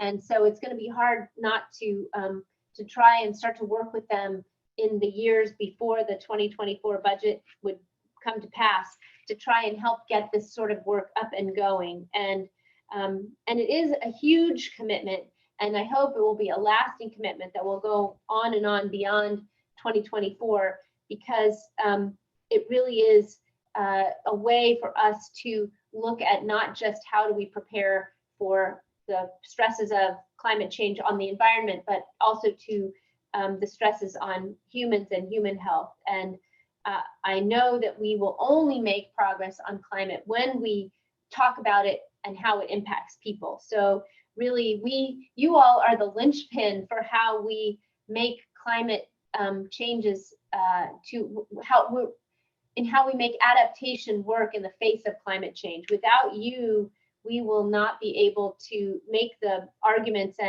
and change hearts and minds and drive the political changes that we need in order to make the bigger climate adjustments that we know we have to make in terms of emissions. So I'm just thrilled at all of your work. I can't tell you, it's sort of a dream of mine to have this built out the way it is. I have been thinking about this for many years, since my time at NOAA. What could NOAA do, and what could NOAA and CDC and the power of the US government do to help make the world safer and more healthy, and using the power of the forecasting tools that NOAA has at its disposal and the CDC has in knowing where these diseases might actually happen, where these heat stresses might actually happen. We put that knowledge together. What good could we do? It's I think, a huge area of potential growth for the US government in terms of helping the world in a way that we never have. So I was really excited to see that Administrator Rick Spinrad from NOAA and CDC Director Walensky and David and others are on the program this week. It means that they too see the value of this kind of work, and it's taken a long time. I think that you all have been there in the trenches working on it for a while, and we too here at sort of the leadership level and the thought leadership level have been trying to figure out ways to get this signal going, to show that there is a really demonstrable demand for this kind of information, and that as the US government, we are sort of among the best placed countries to be able to provide that assistance. It's something where we have a strategic advantage over other countries that may be thinking about how they too can help the world and be a force for good. We, I think, have a leg up on this one, and so I am really excited about all the information that I've learned from looking at the program and from looking at the way the Global Heat Health Information Network is engaging already some of its counterparts, our counterparts overseas. And I just want to thank you all for the work you're doing, to the people who organized this meeting and all the people across the country. I see how many there are. It's fantastic to think about that.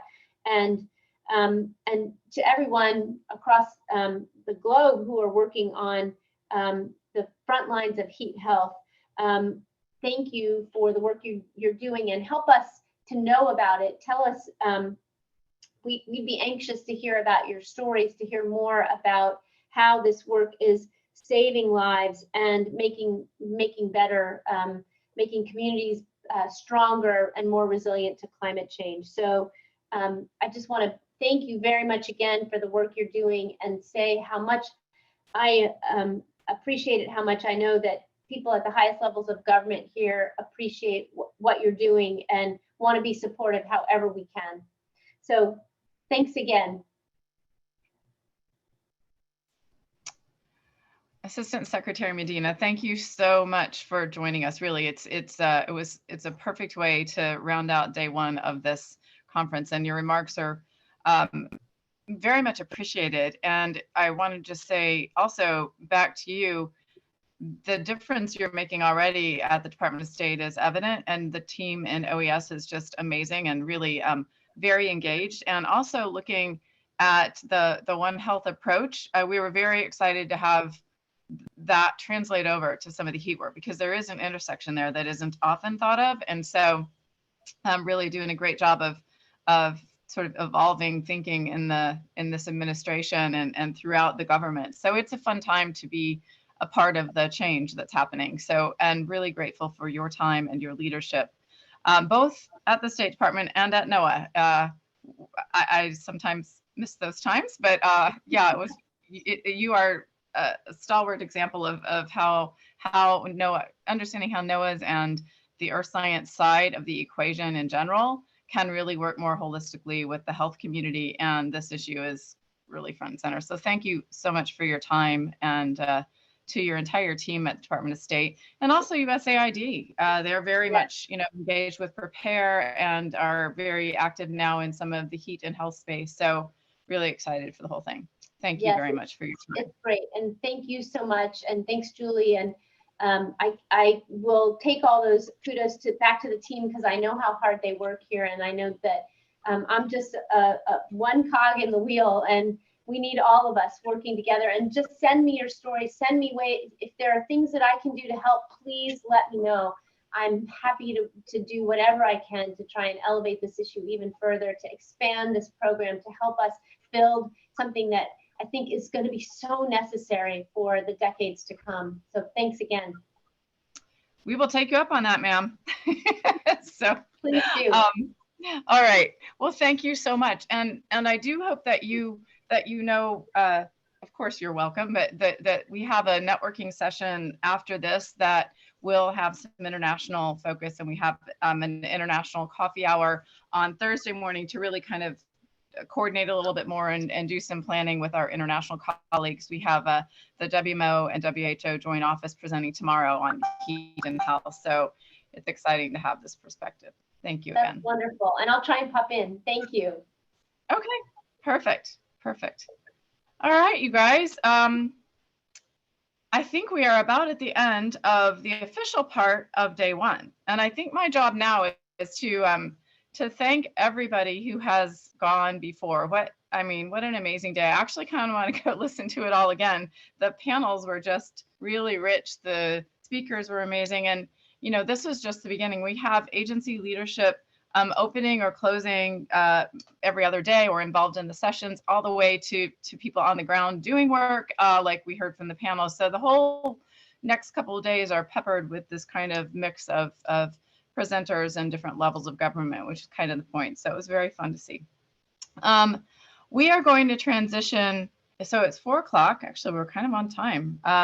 We're going to do something. So let me just pause for a second and say thank you. Please don't jump off yet, because we're not actually done. We're going to a networking session. But I do want to just thank the entire suite of folks who went before today, and the entire steering committee and team, especially Morgan Zabow. Calling you out, Morgan, because everybody in the steering committee and probably everybody in this meeting knows who you are, knows it would not have happened without you. So amazing job, everyone. And all of you in the chat. Most of the chat, everybody was pretty active, was stay on point, make sure that we're focused on that. But I think, really thank you all for your engagement and for staying with us. Now we have a chance to go chat. We're going to try a different platform. So you'll have to leave this and go to a Wonder platform. Yes, Morgan is a rock star. So how this works is that you will go and actually Morgan's going to explain the technical pieces, but what I want to put before you now is you can pick a session. We have thematic areas. So imagine like we're meetings over and you think, oh, I want to go talk to somebody about urban heat, and you just go stand in the hallway and go talk. Or gosh, they didn't talk much about rural health. You're right. Let's go figure that out. Or gosh, this whole congressional thing over here. So we have these thematic areas set up, and you can pick one, but you can also move amongst them. Okay, so you'll have to switch platforms, but it's pretty fun. And so the topic areas are this. And you can also just have your own side discussion, and then you don't have to go to any one of these. You can just have a side discussion. And I think those can only have up to 8 or 9 people in them. So the topics are, well, there's one that's just going to be welcome in case somebody comes in, and one talk to NIHHIS. So if you want to learn more about NIHHIS, but then there's going to be one on social and economic costs. one on maternal and child health, communicating heat and health risks, urban heat, rural heat, congressional strategy. And I think that's it. I hope that's it. If there's might be one more when you get in there, but you'll see these little kind of squares, and you just sort of take your little icon, you'll have your own avatar and put on a square. So I think, Morgan, do you want to say anything about the transition? And I think I haven't been checking the chat, but you guys should have a link to hop over to the Wonder platform in the chat. Correct, Julie, I just posted that in there. Okay. Anything else you want to add to make it easy for people to get over there? Nope. Once you wrap it up, Julie, again, just click on the link that's in there. You'll be able to, as Julie said, create a profile. There's an icebreaker question, and just be able to really foster more networking sessions. So we hope that you join. Yeah, please do. We have this networking session will be the same thing tomorrow. And then remember that tomorrow morning, we start with a coffee hour at noon. It's focused on indicators, and that's going to be led by the U.S. Global Change Research Program's Climate Change and Health Group, which does more than heat indicators, but we're starting with a real prototype sort of system. And we want to get a feel for what else is going on in the indicator space, maybe talk about how to coordinate internationally on that, how to learn from state and local, what's important, what's working, because we have an indicator system approach that we're trying to implement. It's a little bit different than the normal indicators approach so far. So if you have anything to do with indicators or interested in heat indicators, please show up for that coffee hour tomorrow at noon. And then again on Thursday will be the Global Heat Health Information. Jen hosted coffee hour on heat and international things. So I think with that, I will just wrap it up and say, again, a huge thanks to all of the participants and all the speakers and all of the organizers. And I hope to see you over in the networking session.